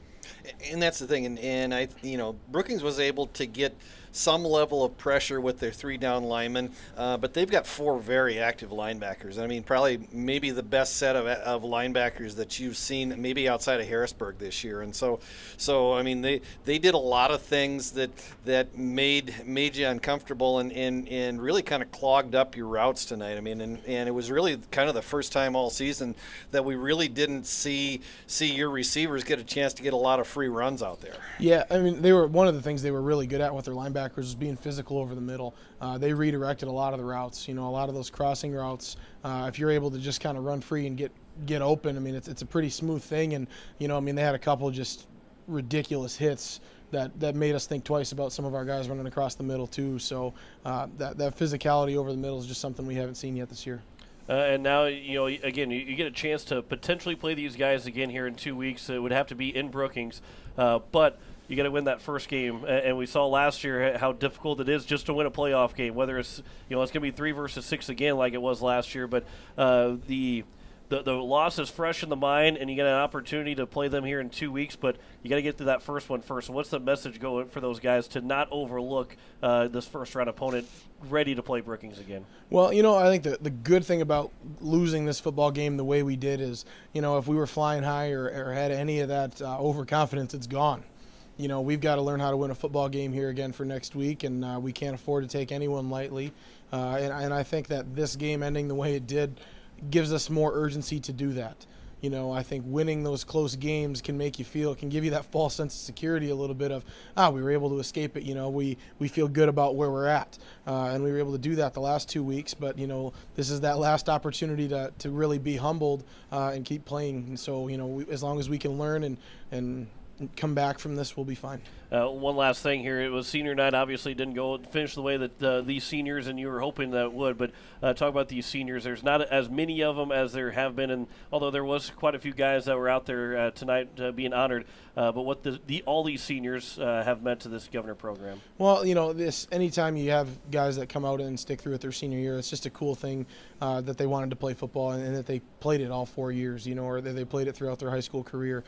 So, I mean, it's just a cool thing for that. But at the same point in time, you know, this crew, just like every crew, is special in their own little unique way. You know, they're not a crew that a lot of people thought would be 7-2 of the 3 seed going into the playoffs. You know, I think a lot of people thought that we were not going to be as good as we have been so far this year. And again, still are really ready for us to lose in the playoffs. And, you know, they've given us every opportunity to continue on in this run. And, you know, like I said, we can't ask any more out of this group for that. You get the opponent next Thursday here at home. The last time that you guys will be at home, barring an upset of the 2-7 matchup. But appreciate the conversation here tonight, and we'll talk Coach's Corner, and good luck next Thursday. Sounds good. Thanks, guys. Coach Steve Steele, the Pierre Governors, as they fall 21-14 here this evening as they finish the season at 7-2. Brookings finished the season at 7-2, and the Governors now will be at home next Thursday in the first round of the playoffs, and we'll have to go on the road to take on Brookings as long as the seeds hold true, and we'll have to go to the campus of South Dakota State and Dana J. Dykhouse Stadium to try and get the job done to go back to the state championship. So, Greg, before we wrap things up here tonight, you are listening to KCCR Pierre, a Riverfront broadcasting station. If you want to run down scores, then your final thoughts for the evening. Quick update. Again, scores from 11AA. Sioux Falls Roosevelt defeated Aberdeen earlier tonight, 41-14. Yankton defeated Watertown 20-13. Out west at halftime, Sturgis leads Douglas 33-7. Late in the fourth quarter, T Area leads West Central 27-13. Late in the fourth quarter, Spearfish is leading Belle-Fourche 21-7. And late in the fourth quarter, Mitchell has extended their lead over Huron. They are now up 14-6. If Mitchell wins that game, and with Watertown and Aberdeen both losing, there's a potential. I haven't had a chance to do the math yet, but there is a potential that maybe Mitchell jumps up as high as 5 and slides Watertown and Aberdeen down into the 6 and 7 spots. So there's a potential that maybe the Governors end up playing somebody like a Watertown or an Aberdeen here next week, and we won't know for sure until later on, late tonight, when all the scores come in and the Activity Association runs the numbers and makes the playoff seeds. But inevitably, whether it's Mitchell, whether it's Aberdeen or Watertown, those are three opponents that all gave the Governors, really good games so far this year. Both Aberdeen and Watertown just in the last couple of weeks, high-scoring affairs, both of them. Mitchell early on in the year, the Governors won 35-20 in week number 2, but it was a game where it was a very physical kind of game, and the Colonels were able to stay with the Governors throughout that game. And so this will be whoever they play next Thursday night. This will be a tough battle for the Governors. Luckily, they will get to play here at home in that first round game, and then we'll just see what happens after that. But again, as far as tonight goes, I think you heard both Lincoln Keenholz and Coach Steele talk about the fact that this was a night of missed opportunities. I mean, if you rerun about half a dozen plays, excuse me, that maybe this becomes a 1 or 2 score victory for the Governors. I mean, it was that kind of night for the Governors where they really didn't catch the break. And so going forward, we'll see if they can use that as an opportunity and something that will kind of fuel them going forward. And so we'll see how they do. All we know is that next Thursday night, the Governors will be home next Thursday night, win the first round of the playoffs. And it should be a 6 o'clock game, but we'll have the official start time at some point tomorrow and let you know exactly when that start time will be. We'll be on the air half an hour before kickoff coming up next Thursday, as the Governors will be at home tomorrow evening. One more final update here is 14-14 in the final minute between Huron and Mitchell, so that one's going to come down the wire and potentially need overtime for that one. The Governors were trying to force overtime here tonight and did not get that done as they fall 21-14 here to Brookings. The Bobcats take the ESD title. They take home field advantage throughout the playoffs, and they steal that all the way from the Governors here at Hollister Field in Pierre before the Governors, and the first time that they lose a game here at home in a couple of years. It's been a long time since the Governors have dropped a game here at Hollister Field. At home field advantage has been very good for the Governors, and we'll have to use it one more time next week, Thursday, trying to get one more win here at Hollister Field before they have to go on the road to try and win a 5th straight state championship. Thanks to Jen Hanna back at the station as we wrap things up here this evening, as we'll be on the air around 5:30, probably 5:30, or at least half an hour before game time next Thursday, as they will play in the first round of the playoffs. Greg Dean to my left, John Winkler here. Final score once again, the Brookings Bobcats, they win over the Pierre Governors 21-14, as we say goodnight from Hollister Field. You've been listening to Pierre Governor Athletics on KCCR and on YouTube at KCCR Sports. Pierre Governor Athletics is brought to you by Avera St. Mary's, Xander Auto Parts, Bank West, Weather All Roofing, Faith Lutheran Church, Billion Financial, The Clubhouse Inn and Suites, Ferding Electric, Slumberland, Kruger Contracting, B&B Equipment, Bridget M. Photography, Sioux Nation, Edward Jones Financial, First Dakota National Bank, Gales Gas, Service Master, Gateway Ford, Lincoln, and Toyota, Purist Foods, Kathy Sunshine Properties, All Pro Towing, Pierre Dental Clinic, Olson Plumbing, Lamb Motors, Midwest Cooperative, the May Adam Law Firm, Owyhee Federal Credit Union, the Association of Weed and Pest, Fisher Rounds, Shane's Pharmacy, Todd's Electric, Wagner Auto, First United Methodist Church, East Pier Landscape and Garden Center, Country Carpet and Flooring, and Black Hills Federal Credit Union. Join us all season on your home for Pierre Governor Athletics, KCCR, and on YouTube at KCCR Sports. This has been a special presentation of Riverfront Broadcasting Sports, Central South Dakota's